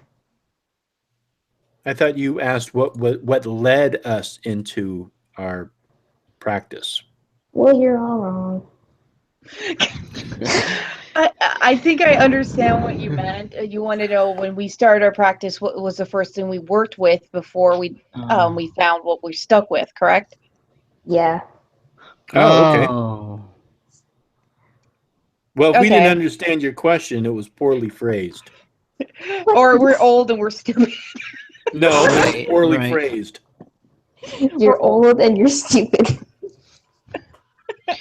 Or we're Saturday. old and stupid, and it was poorly phrased.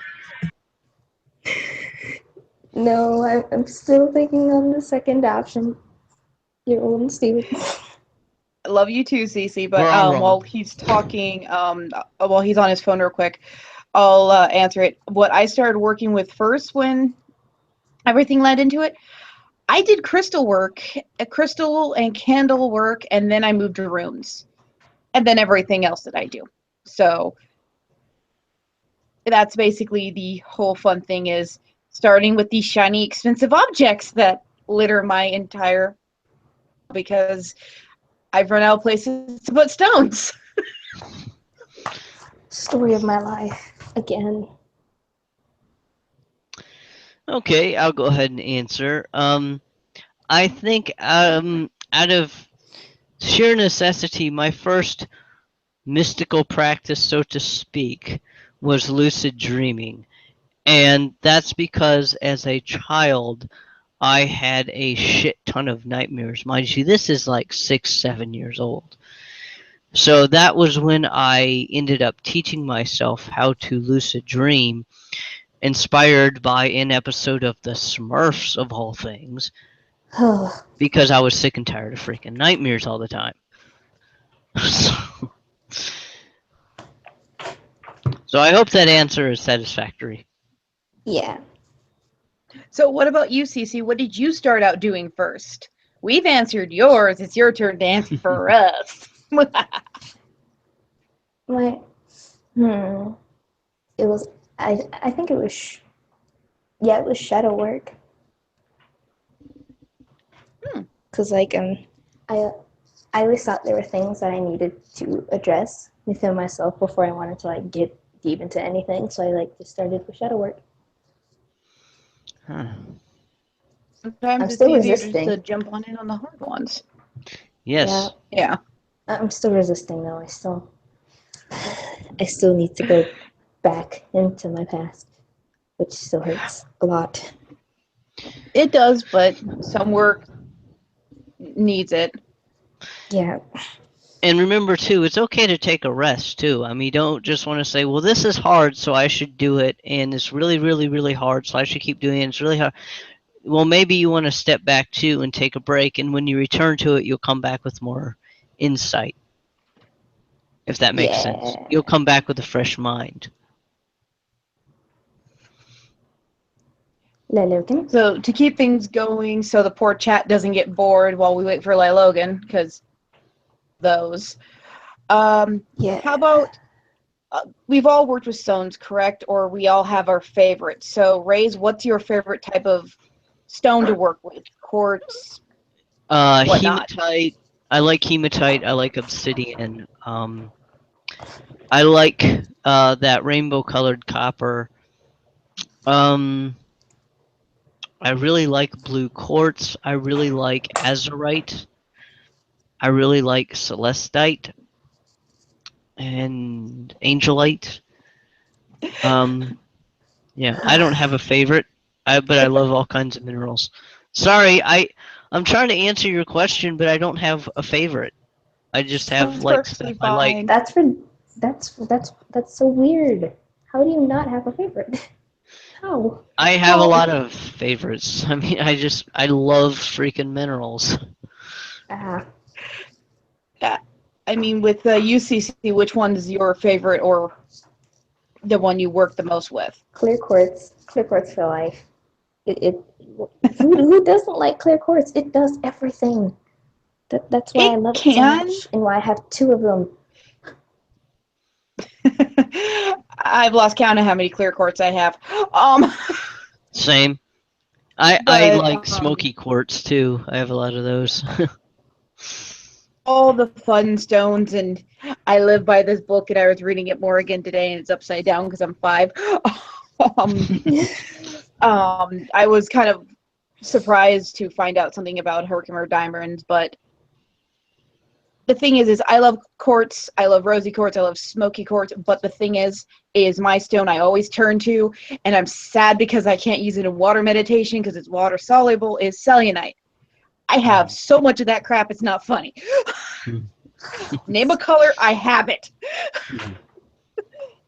To me, it's an all-purpose healing type of stone for me.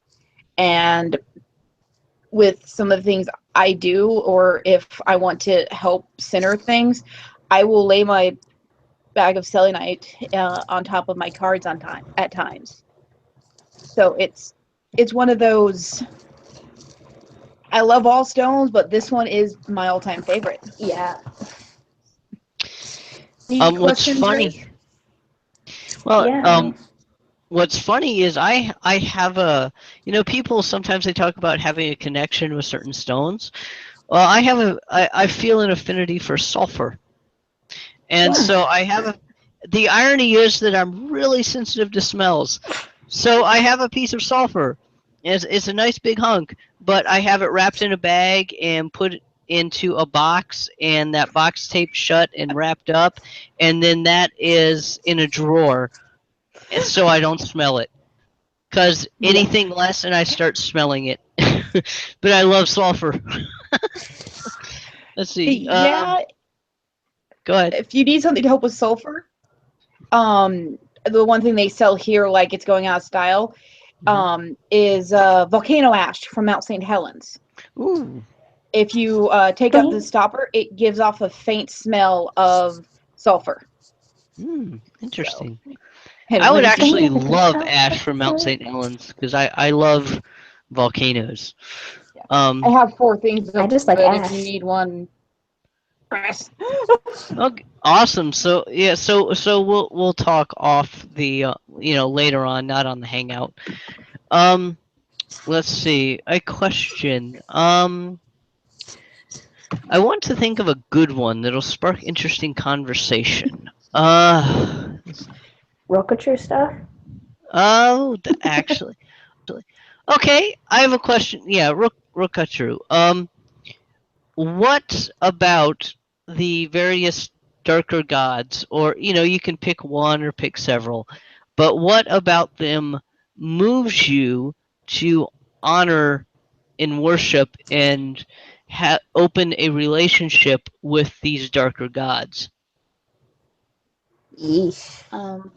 I will go first because I actually know this answer pretty easily.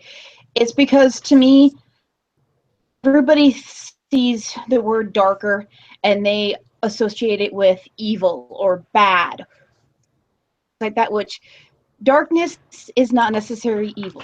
We sleep in the dark, most of us. We live in one of those crazy worlds or lands that only get X amount of days of night or day. But Or you just need. to me, this is just the same as light, but for those gods, sometimes they get overshadowed so quickly. Hades, he can be considered a dark god because he's an underworld god, even though he's technically not. I mean, there's some things that he's done that sucked, yeah, but Zeus has done just as much crazy shit as he has. You mean more? Yeah, the whole bird thing. All of that infidelity, just all of it. Yeah. Yeah, But he when was you a man look- about town. Yeah, but when you look at, say, the Nordic pantheon of those, there's nothing wrong with hell. She just has a different point of view and likes daddy's attention and looks after the dead that have done bad things in their life, so they go there. It's Niflheim.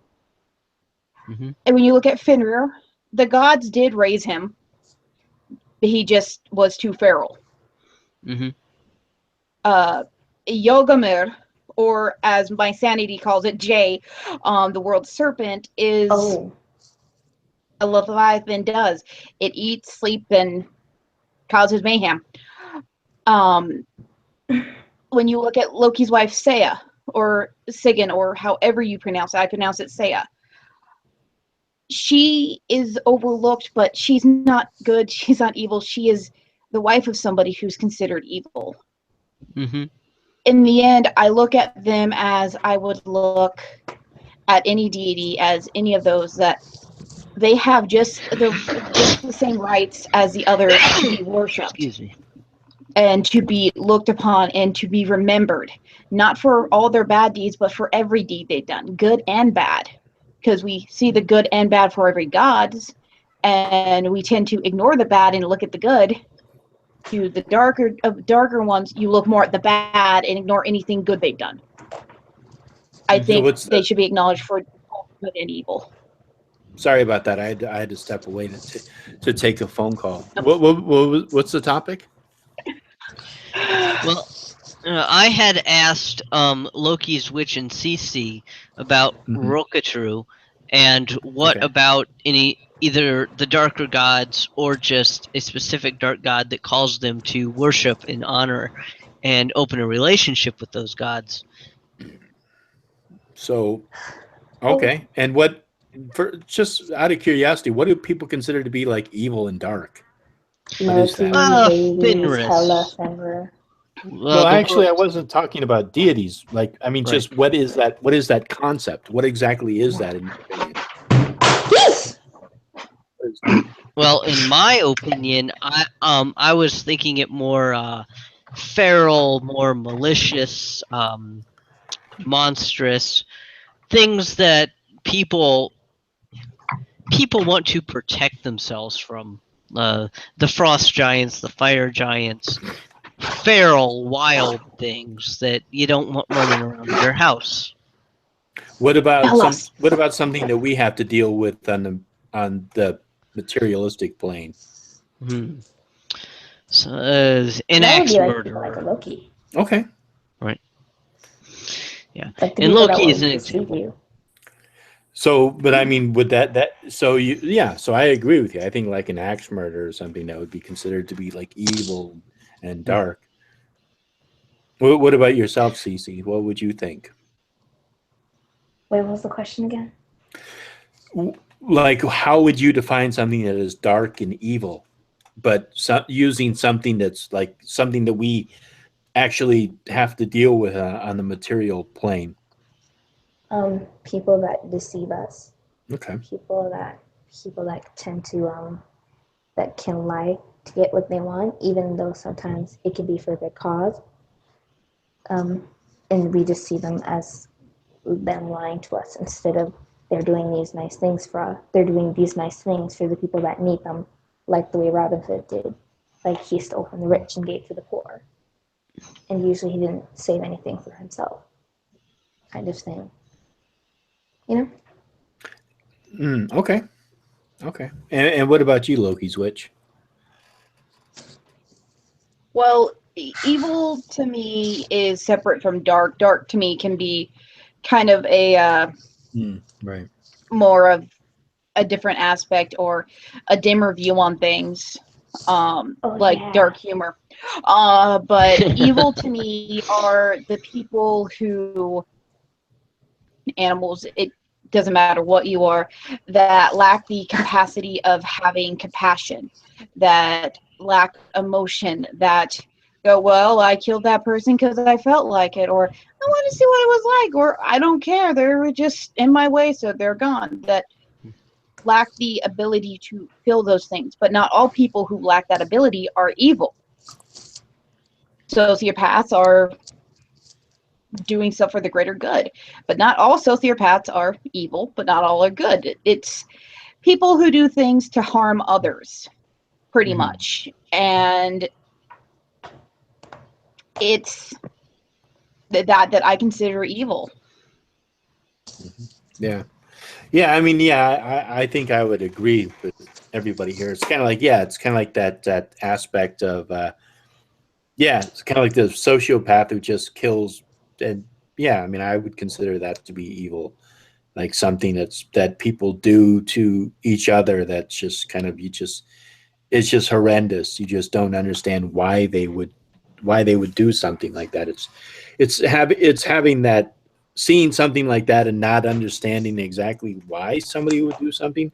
It's kind of like, I mean, like if you're hungry and you steal food, you can kind of like, yeah, you can understand that because, well, they're hungry and they stole and they needed food. Or somebody who does something that is an illegal activity like dealing drugs or turning tricks or robbing or something like that, you can kind of understand like, okay, well, they did that because they needed the money. But when you see somebody turn around and do something horrific without really any kind of an understanding of exactly why, yeah, I would consider that to be just kind of evil.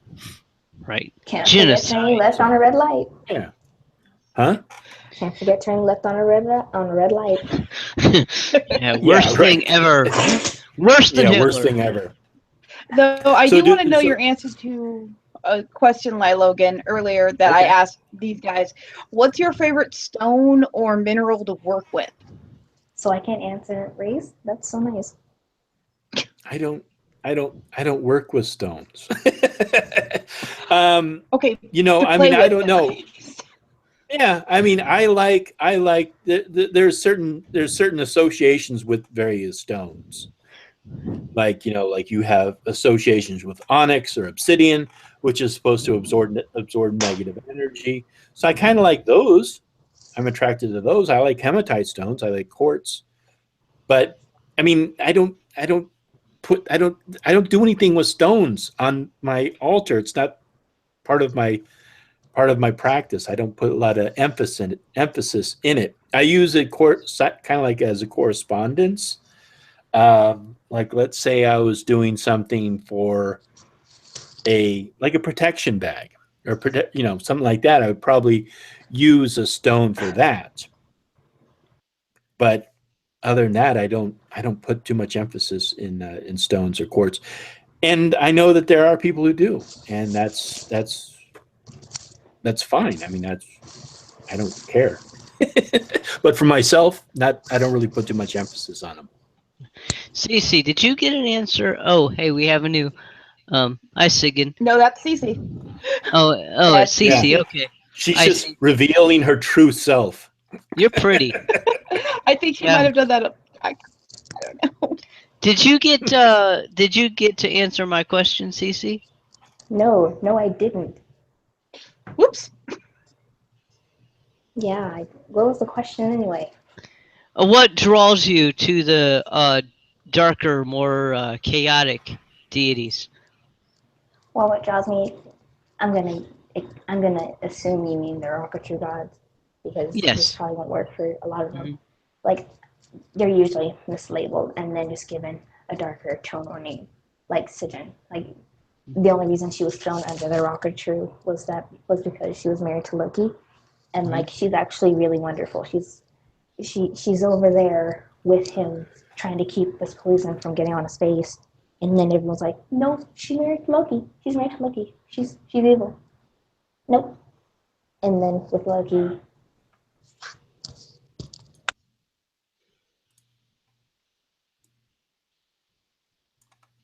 Oh no, your sound. I think she accidentally dropped. Uh-oh. She's gone? Oh, okay. Maybe she'll be back. Well, I hope she'll be back. Yeah. So what was your question again, Rays? My question was, it was primarily for Loki and Cece, but you can answer it if you think it applies.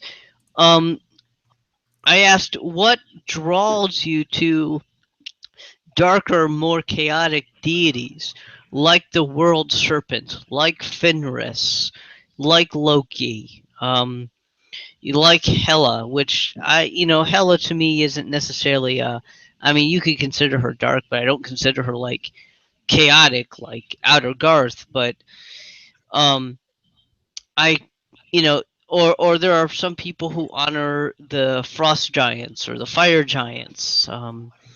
Like, why, if you honor such deities, maybe even in a different pantheon, like, what draws you to doing that? Well, yeah, I mean, I could answer that, but not in the aspect of just specifically the Norse deities. But I would say,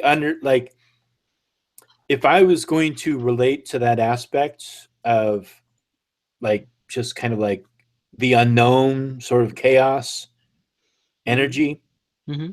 I mean, I think it has its purpose and its aspect. But yeah, I mean, for myself, because I don't really put an emphasis on any particular deity or deities, I think if there was something that I was really, like, let's say I was really wrestling with or really searching for, I think I would try to sort of channel that kind of energy, and I might, like, set up an altar to sort of communicate with a certain deity who I felt was representative of that chaos nature and that unknown aspect. Because yeah, it is an element of ourselves, or at least in my description of how I look at the deities. And you have to embrace all of those. You have to know Right. thyself. And a Yeah. lot of people, I think, they like to look at a lot of aspects of themselves, but there's that other aspect of themselves that they just don't like to look at. And it's not necessarily this romantic image of the shadow. Mm-hmm. It's usually just kind of stuff that we just don't want to admit. It's just kind of like those things that we just would just much rather sort of ignore. But if you're not Right. embracing the whole aspect of oneself, or let's say a whole pantheon of deities, Mm-hmm. then you're not exactly looking at reality. You're looking at reality through your lens, and that lens Right. can often be rather narrow. Right. And if you don't acknowledge and even honor that there is a purpose to maybe what we would call savagery in its place, like you could have it as, self-defense or something, or a purpose like lying certainly has its purpose, um, then you end up um, repressing parts of yourself, and you're not going to grow that way, and you're going to develop neuroses. It goes back to like being closeted, for example. People who are deeply in the closet, they're messed up. People who are in denial of a mental illness, they get really messed up, as opposed to somebody that's accepts part of themselves that maybe they don't like, and then they can get to working on it if they want to improve it, or at least say directing it, like directing anger toward art or something like that. Yeah. I mean, I agree with you, but I think that's kind of like an extreme. I was Mhm. thinking about even just much more simple, subtle things like Mhm. not wanting to admit you're wrong when you're wrong. Uh, you know what I mean? I mean, there's Yes. other just more simplistic things, being petty, Sure. being stingy. I mean, there's other Mhm. aspects of ourselves that we purposely, maybe it's a defensive mechanism or whatever, but there's certain things that we just sort of ignore, or we Yeah. don't want to recognize, or that we want to say, oh no, I'm not that way. Being passive aggressive and stuff like that. There's various aspects of ourselves that we kind of not really not really completely ignore, but maybe just sort of don't exactly recognize. And I think that those are where, especially like the trickster, Hmm. needs to kind of come out and sort of like make fun of you and poke at you and get you to laugh at yourself and realize, wow, yeah, I am petty, I Yes. am this way, I am that way. It's just kind of Right. like, I am attention hungry. and Me. I think that that's one of the good aspects of like a Loki figure, or Me. that gesture, Hmm. that jester figure. Hey, welcome back, Cece. What happened? Life. Huh? Family. Oh, People. okay. Okay. Life, people. Okay. Just a couple months, but we do it anyway. Just So that once was that was a- uh, that was a good question, Rays. I like that. That was a good question. Oh, thank you. Yeah. Um. So let's see. Well, it's almost 9. We could probably start wrapping it up. But if there's any questions that people in the chat had for us, let me scroll through and let me see. Cece, you want to wrap your hair? Well, I don't know right now. I just don't feel like it. Okay. I Well, don't want to I wrap. reminded you. I'm probably just gonna put it in a bandana like I usually do. Wrapping it takes too long. Okay. Let me see.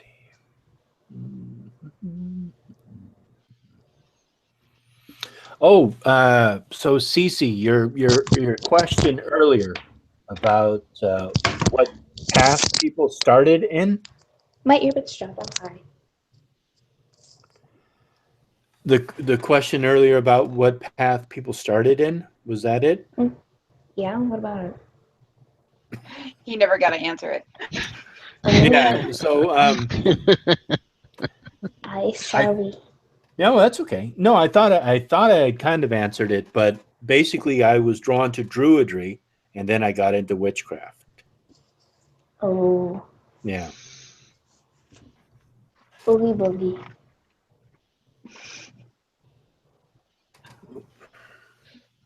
Jesus, So, I need some moisturizer. mhm. So, all right. Well, this was fun. Hold on. Wait, let's talk about more healing and witchcrafty stuff. Yeah, I think his headset might be dying. Was Yeah, it was interesting. I just kind of like I didn't really have a topic, so it's just kind of like I was just thinking Okay. whatever we wanted to talk about, we could. And since it's always interesting to find out more about people's practice, I thought we'd just talk about that. Let's talk Um, about heatheny stuff. well, I have a suggestion for a future topic, and that would Okay. be community in general, and specifically pagan communities, either virtual or real life. Okay. We could talk about that now. What do you? Yeah, let's do it. Maybe you could be a little more specific or kind Specific? of. Yeah. Yes. Well, there's not really a specific point I wanted to pick up on, but I just think that um we people, pagans in general, it benefits us to have both real life and virtual communities, and of course it benefits us to have healthy communities. So maybe like what do we do, for example, about people who are, and I'm not just alluding to a person, okay, but people who are well and truly mentally ill and not getting the help that they need. Hmm. You know, I know I've heard a lot of pagans say they make us look bad. Let's kick them out of the community. And sometimes a person's behavior is so disruptive that's all you can do. But maybe there's, before kicking them out, there's more that we should do. Or alternatively, virtual communities versus real life communities. Um, is how do we have healthy virtual communities when we're not even next to each other, and it's very easy maybe to develop personas that are totally fake and very tempting to troll people, especially when we think somebody's just a completely clown shoes. It's really tempting to just become a troll and not actually contribute to anything beneficial. And how important are real life communities? I mean, community is a huge topic. Mm-hmm. Yeah. What do you think, Cece? Mm. God, you guys really want to go CC tonight? Really? Well, I mean, we can pass. I mean, we can come back to you. You don't Yes, have to come answer back it to right me. now. Okay. Loki, do you want to try to answer that? Well, with the being one-on-one with people, sometimes it's easier if somebody's having mental problems or issues to begin with. Sometimes it's easier to work with them one-on-one when you're face-to-face kind of community. So the online community is where we get tricky because, like you said, anyone can put on a persona. Mm-hmm. I can pretend to be 4 different people in a chat room and taking it from, I also am in the role play community for comic books. If you look at that, a lot of people put on different personas. Sometimes, though, when it comes to pagans online, you get what you put out sometimes, and other times you get people who are just trying to, like you said, troll. You can't really police that online. Mm-hmm. But there are benefits to having the online community for people who, say, live in the middle of bumfuck nowhere. Mm-hmm. All they have is the internet, Me. and that's the only pagan community they have around them, or they live in an area that's heavily one religion or one way, and they're the only one of 3 people in their community that might be this. Mm-hmm. Me again. For those people, the online communities, they look for the genuine. They look for the people who have shown themselves not to be Bill Snowblins or others that just, they look at the groups. They look at the ones who hold the more, I guess you can say, solid footings. but most online groups I have found in a certain area will find a place and have a common meeting ground for everyone to meet. If they're in a common area. If not, they sometimes do like we're doing right now and doing chats online via Skype or Google or any of those things. Depends on the situation, and it also depends on the people that are in the group. Making it better, well, it's like anything else. You just try again. Nothing's ever perfect. Okay. And Cece, did you want to try that now, or do you need some more time? The thing with me, what I do when I think someone is a troll, I microanalyze them and what they say. And I don't mean like, okay, this is wrong, this, and this. I mean, they say something, they're going to say something completely and utterly different the next day. And then I keep doing that until I get to the point of, okay, you're a troll. I can't handle you anymore. Bye. You're blocked. Bye. Sort of thing. That's how I make sure people aren't trolls. Okay. And what about community? Communities. The thing with a good community is like it's diverse, but like there's still something in common with it. Like for example, this chat.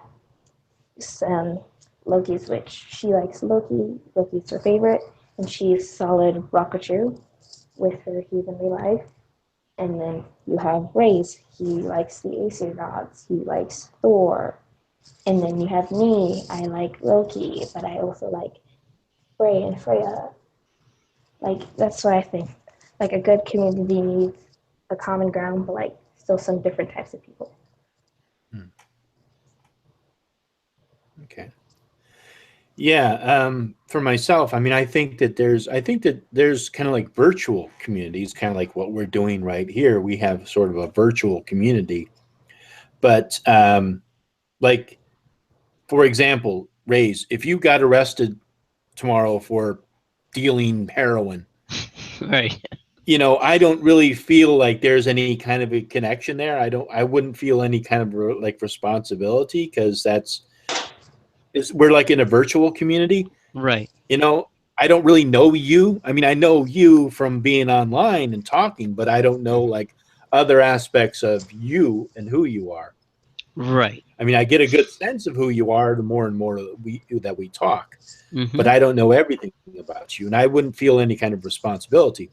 But like, let's say I was in a coven group that met face to face, got arrested for dealing heroin, I would be like shocked, you know, and I would feel certain sense of responsibility, like, how did I not know that was happening, or why didn't he, you know, there would be a different connection that I would feel was kind of like not necessarily violated, but so much so odd and so bizarre. I know that there's been things that have happened in like the greater pagan community. Like, for example, there was the Kenny Klein who was arrested for, you know, possessing and selling child pornography, and then also he was apparently, seems like he was also engaging in molestation, and something like that really hit the community because it's like, you know, that's something that really affects us. Because it gives us kind of like a black eye and a bad thing. But again, we're all human, unfortunately. And it doesn't mean that just because you become a Christian or you become a Buddhist or you become a pagan or you become a Wiccan, somehow every aspect of your life is cured, or you become some kind of a, you know, great knowledgeable guru who's above, you know, things like that. You still have your own inner demons to fight. You still have what you have to deal with. You know, you still have to go through that stuff. It just doesn't mean that you're immune to it all of a sudden. Everyone needs to rock a church except Christians. Yeah, and then the other thing I was going to say was shoot, now I can't remember. But yeah, I mean, So community is a good thing, but I agree with I think what CC and Loki and I think even you had mentioned is there's one of the good things about like the quote unquote pagan communities, you can have various pockets of people who kind of like do their own little individual thing. And we seem to be very accepting of each other. Like one person believes in polytheistic deities, one person's an atheist, maybe another person's like a duotheist or a monotheist, or maybe an animist. And we kind of like seem to accept like, oh yeah, well that's what they believe and that's how they practice. And it's like we are able to sort of understand that there's commonality that we share in certain aspects, but we don't have to take it all in, you know. And I think that that is one of the great things about quote unquote pagan communities is that there's various pockets, but still when it comes to a point, we can still sort of come together as a group. And I think that that's definitely a strength that we have is that diversity, but acceptance of diversity. Right. Oh yeah, I love the diversity of this pocket of pagan YouTube because we can all learn something from one another, and we all seem to have a really good attitude about different ways of doing things, and so that means that I can pull wisdom from all of you, and that can help my practice, even if my practice ends up looking nothing like any of yours, and yours ends up looking nothing like mine. Mm-hmm. Yeah, yeah, I yeah. have So a bunch that's a of good trivia. answer. Yeah. So yeah, and yeah, and yeah, that was a good question. Or yeah, it was a question. Thank you. Yeah. It was more of a Um, tangent. mhm. Invitation to tangents. Yeah. Right. Yeah. Yeah. Because one of the things that I mean, where there's always been. I mean, I think pagans by their very nature are just very independent, very free thinking, willing to just kind of like go outside of the norm. And I think that that's just a strength. And so it's very, you know, the more and more that you're around quote unquote pagans, you learn to just sort of accept things because chances are you're never going to agree on anything. Like if you actually like if we sat here and talked like most of the topics, everything we've all had a different perspective on. And to try to get us to come to some kind of an agreement, I think would be just it would be like impossible because we're gonna have our own point of view and we're never gonna really be able to completely we might be able to agree on a couple of things, but you know, just to come to some kind of a unified agreement, I think that it would be very difficult to do. And I don't think there's anything wrong with that. You Yeah. mean a fascist It's agreement? Well, though it's kind of like well, when oh sorry. no, it's okay. Go ahead, Loki. Um But then I'll get back to it's Cece because okay. It's kind of go like ahead, when Loki. somebody goes, "Oh well, that person is a nice person," and then you, as that person, go, "Okay, which asshole said I'm nice?" Yeah. And that's normally my take on when people are like, "Oh, you're so nice." I'm like, "Yeah, which asshole told you that?"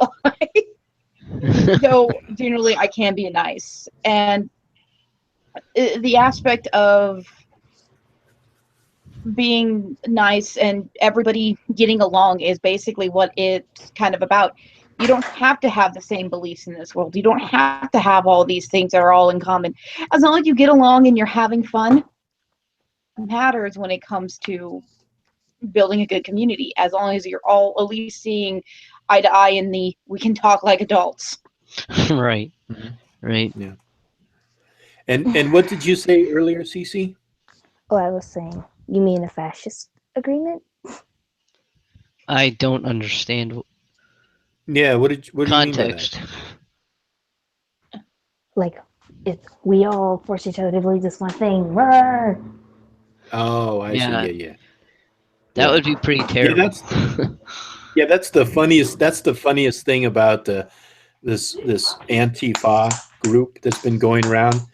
Basically, they go around punching people and intimidating them, and everything that a fascist does is actually what they do. Like they don't let people speak freely. They intimidate. They threaten with violence. They basically do everything that Hey, Cece, I'm going to mute you. Everything that you would consider to be a fascist, that's exactly what they do. And they call themselves anti-fascists. Right. They're black shirts. Yeah. Literally. Well, yeah, it's not what they wear. That's not the No, point. no, I'm referring to the Italian black shirts who served Mussolini's fascist government. Oh, okay. And it's just they act like fascists, and they just kind of so happen to dress like it too.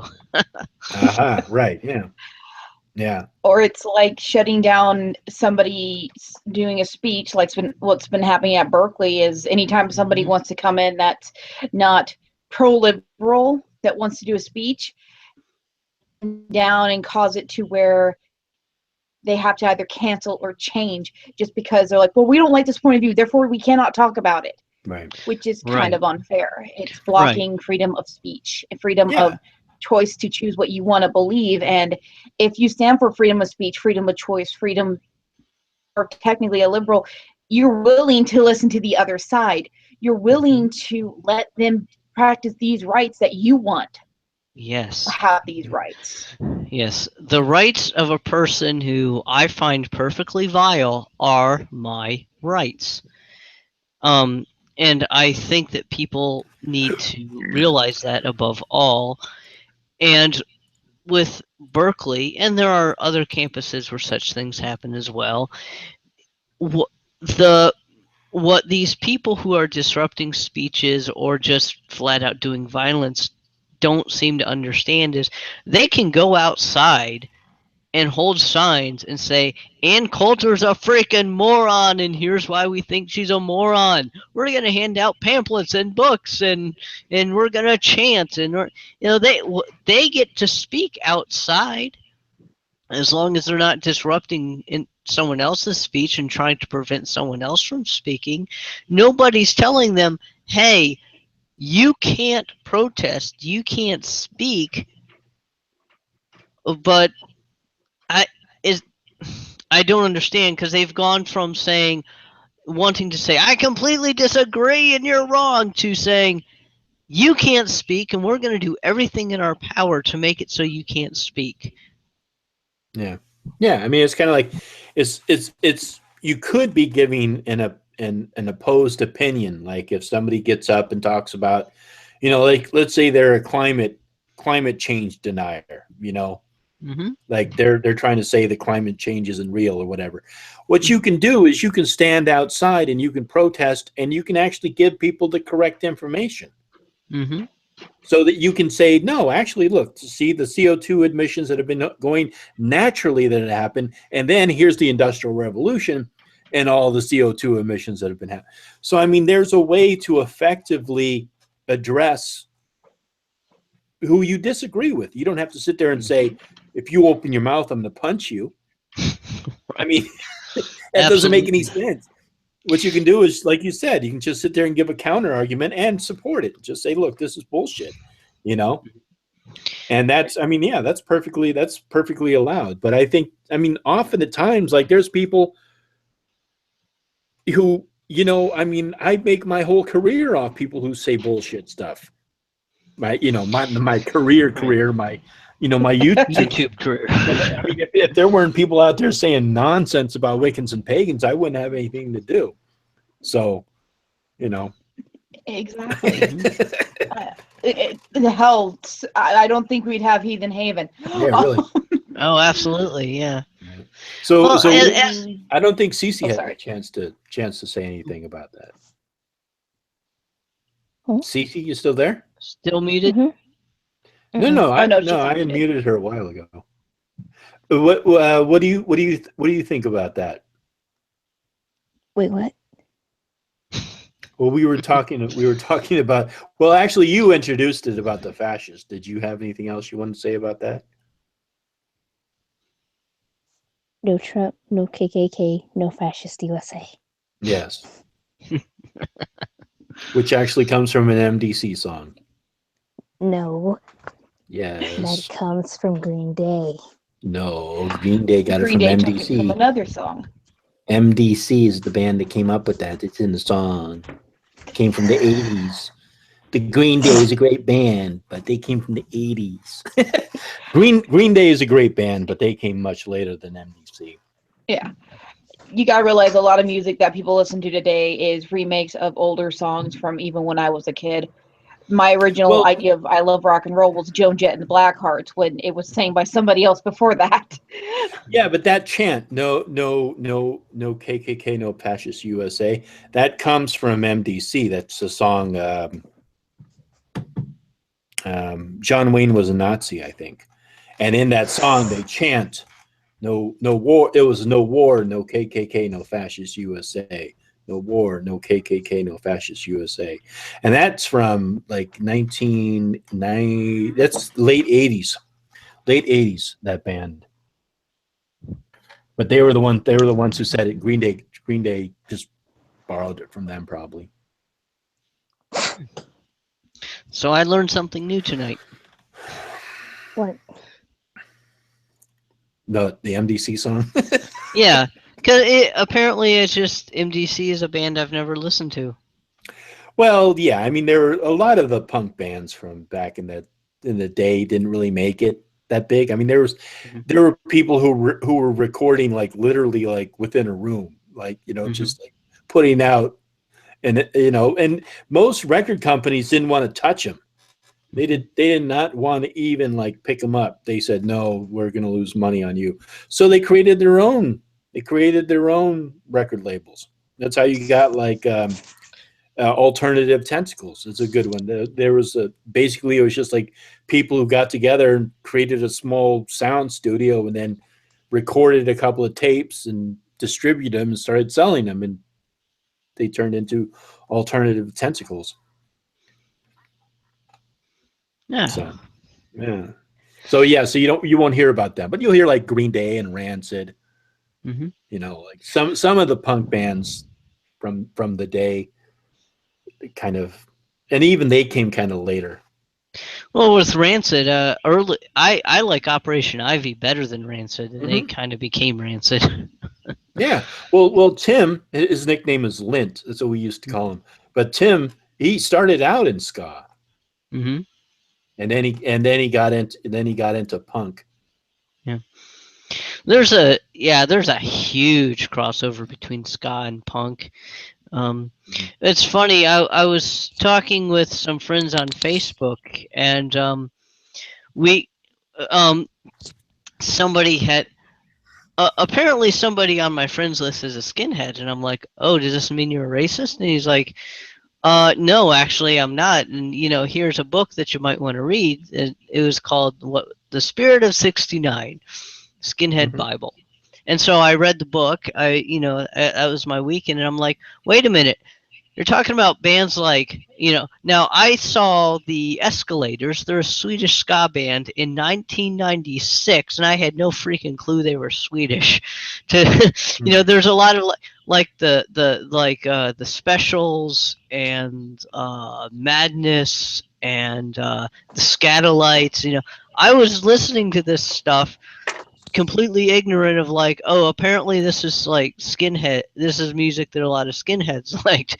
I just listened to it because I enjoyed it, So so again, I learned something, and same with punk bands like The Business or Agent Orange or the Dead Kennedys, and there's a lot of bands that I liked, but I didn't know that they were kind of staple music of skinheads. Yeah. Well, skinheads in England and skinheads in America were two different things. Like the skinheads in England, yeah, very much were part of the ska movement, but it was also a workers' movement. It was very much like anti-establishment and very much for the working class.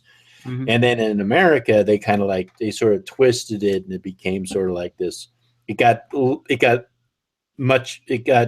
farther away from like representing the working class and more like creating creating some kind of a racist thing, because even in San Francisco we had the San Francisco skinheads who were just a bunch of assholes who just went around just messing up stuff, and like, you know, in the pit, which is like this area where people would go around and dance, they would just sit in there and they would just hit people as they went by. Horrible.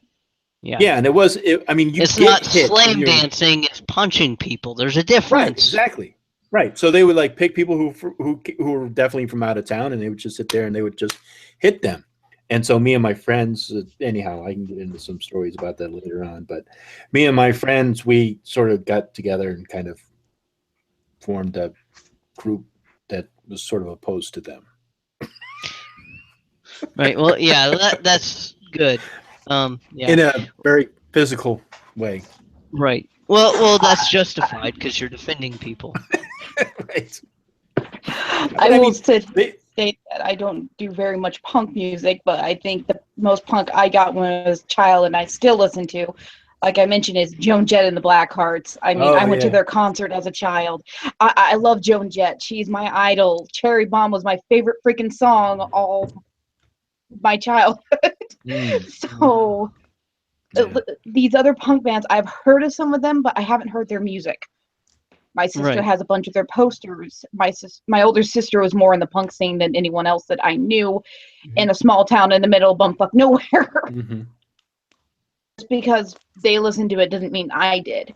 And some of these bands, but at the same time, I can't place the songs to them. And I apologize if I sound like the lame person and non-geek of punk rock right now. Well, I mean, there's not too much to really know. I mean, there's only like, I mean, I think most bands people probably recognize, like DK, Dead Kennedy, somebody was mentioning, you know, I mean, there's various bands, but there were also a lot of bands that just never really, they just didn't really make it big. They were like sort of known within their area, and that was it. You know? Like there's a lot of bands in San Francisco that really just you didn't hear about in other places.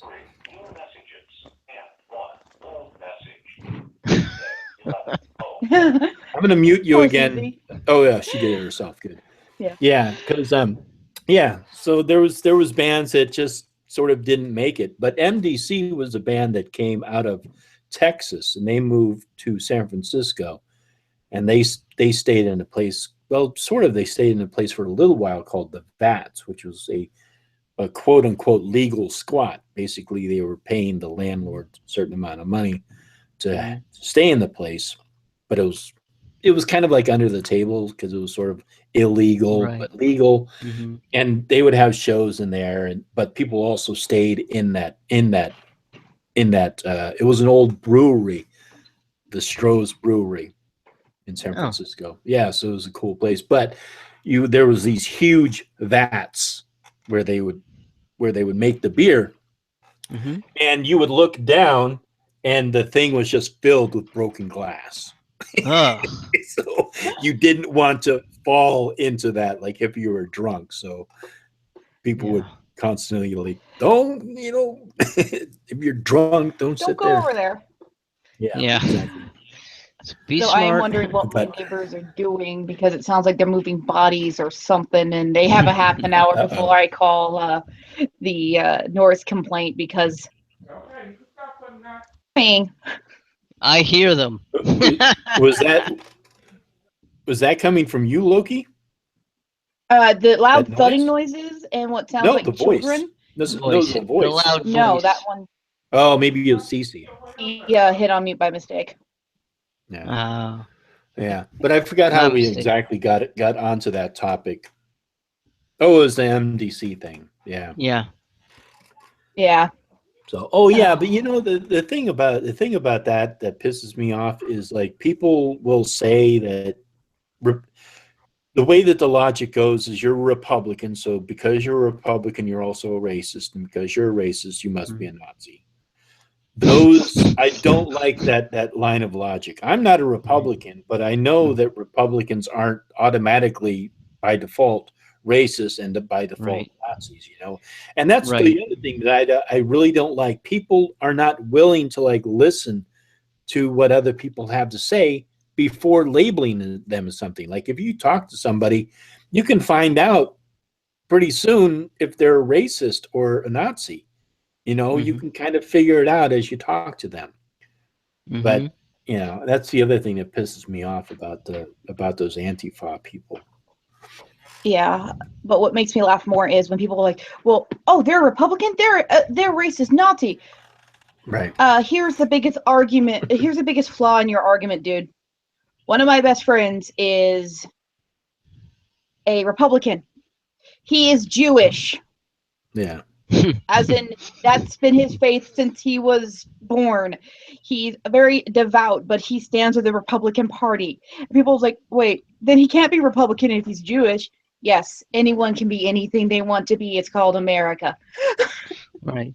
Well, So, yeah, I think hey, that. hold on one second. Cece, what's going on? She like came on for like a brief minute and then she gave us the finger. What's No, up with I you, think Cece? she's having issues. Are you having issues, Cece? Are you having issues, Cece? I think people aren't leaving her alone at home. So, yeah, people aren't leaving her alone at home, so she has us in the living room at the moment. Oh, okay. So All she right. has a mute. Oh, okay. All right. All right. Well, yeah, because yeah, I agree with you. Yeah, people lack this wonderful thing called nuance, and I see yes,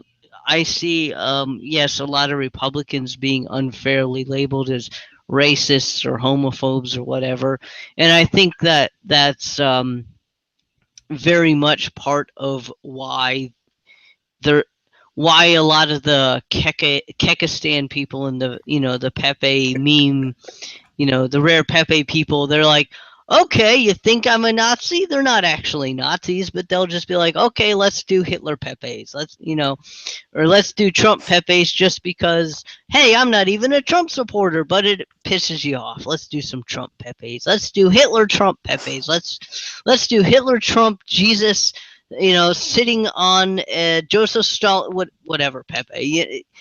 And two, I see people, especially conservatives, like what might be described as reactionary, labeling all Democrats or all liberals as, oh, well, you're all social justice warriors, or Right. Oh yeah, it's yeah, on both ways. Yeah.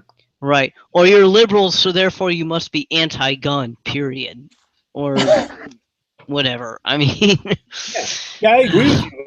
I agree with you. It goes both ways. I mean, not all not all Democrats or liberals would be considered this way or that way, And I feel the same way. I labeled myself liberal Democrat in the past, but I don't necessarily agree with every single thing that is aligned on the left. I feel like I'm much more in the center. There's a lot of conservative views that I hold, and there's also liberal views that I hold. But the other thing about, especially like the Pepe thing, like the trolls, they kind of like they're just doing that just to get a rise out of people.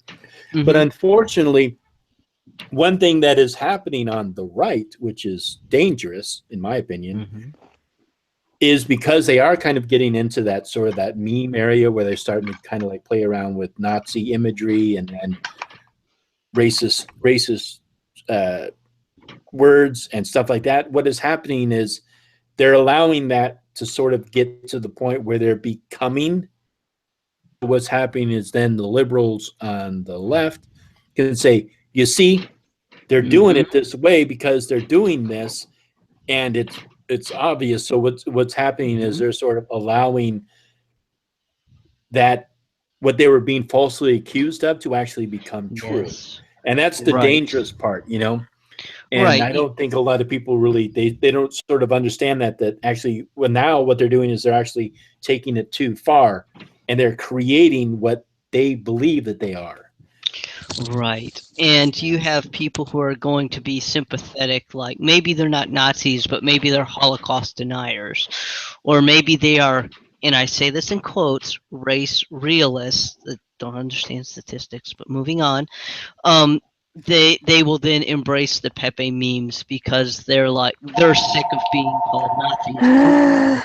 So, so they'll jump into to the meme madness, and then on the left, I just see a greater polarization. Period. Like if you're, the right that says, okay, you think I'm this way, well, you know what, I'll be this way.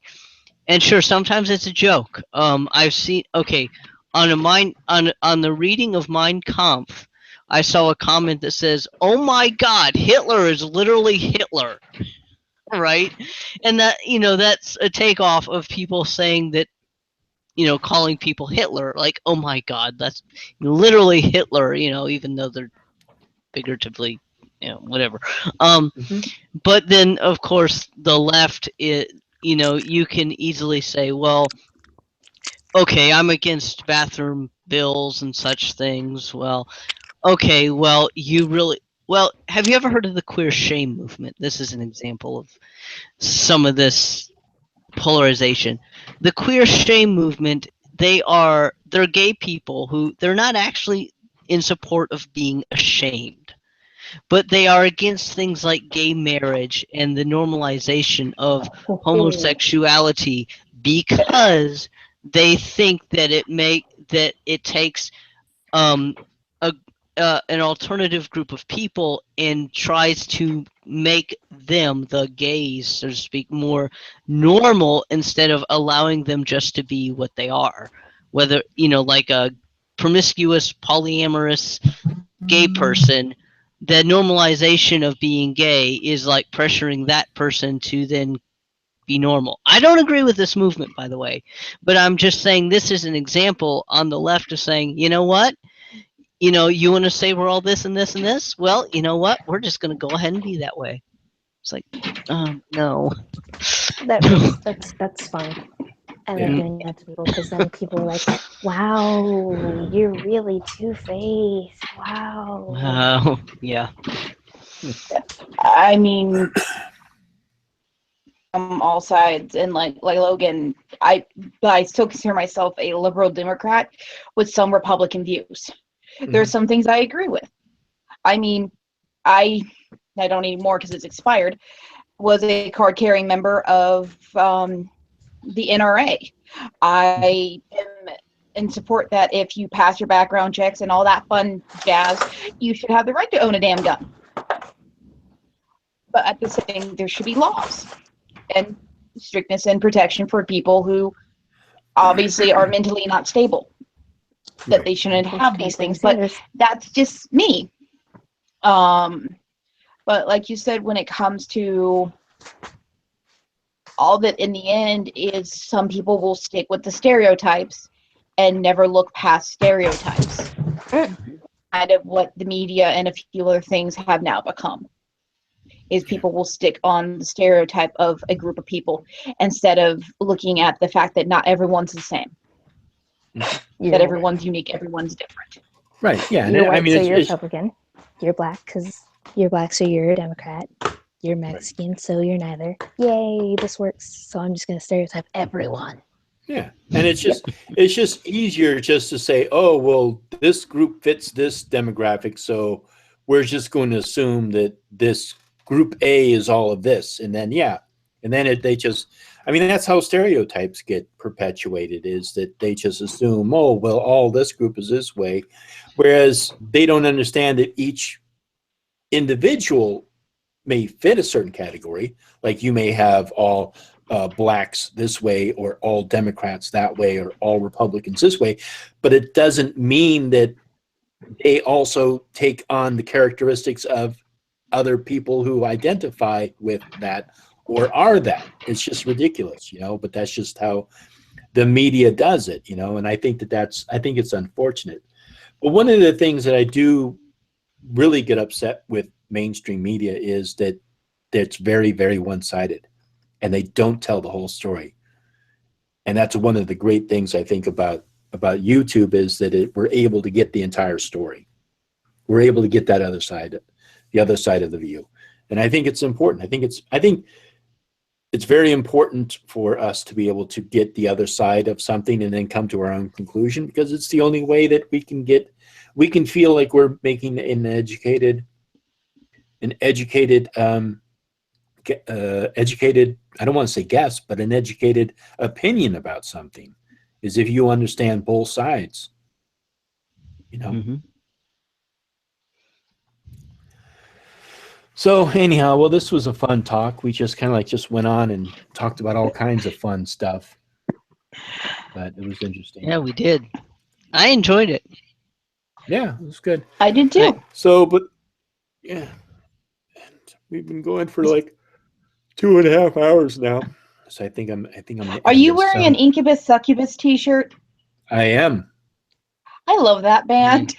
Yes. They're a decent band. Yes.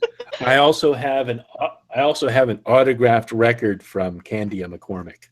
Cool. You bastard. I know. I wish I could say like I chummed up to her, but no. I just went to their website and ordered it and got it autographed. But when It's I like when my I went, sister gotta go to Nightwish. I have an antique. Sorry. what'd you say, Cece? I have an antique. I have a Panic at the Disco shirt from 2005. Oh wow. Cool. Well, That's not antique yet. Yeah. No, it is. It still has Ryan Ross on it. Nice. I graduated in have- 2005. I have a Voltaire CD that I bought it at Dragon Con, and I chummed up to Voltaire, and he did sign it, and he said it was to Dead Name Here from Voltaire, and he drew a little rose. Nice. So that was cool. Oh, Yeah, Voltaire's a nice guy. I mean, you'd think from his music that he's just gonna like tear into you as soon as you say hello, right? Because his humor is dark and biting, but he's actually just a real nice guy. When you Yeah, but talk I to don't agree. I don't agree with any of his philosophies. him. Well, No and one cares. yeah. No, you're talking about the philosopher, not the musician, the French philosopher. Which is No funny one because cares. he had a real biting wit too. Yeah. The Senior Voltaire is one of my favorite as well. I think my favorite song to listen from him, because I giggle, besides the Day of the Dead song, is When You're Evil. Yes, I like that song. Let's see. I like the song Alchemy Mondays. It kind of makes fun of the whole goth scene. I feel bad because I got us on another topic of bands. That's okay. That's all right. All right. Let me see. Yeah, I think I'm gonna end this. So thanks all. Thanks for participating. Thanks Cece. Thanks Rays. Thanks Loki's Witch. And hopefully we'll see you all tomorrow on Heathen Haven. That's on the Heathen Haven channel, and at 7 p.m. Pacific time. So I don't know what that will be to your local time, but it will be 7 p.m. Pacific time. Okay. 10 10? Eastern, Okay. I think. 10 Eastern. Okay. I'm always All right. So thanks all, and have a good night. Yeah, you Take too. care. Thanks Night, everyone. for letting me on. It was fun. All right. Bye. Good It was night. fun too.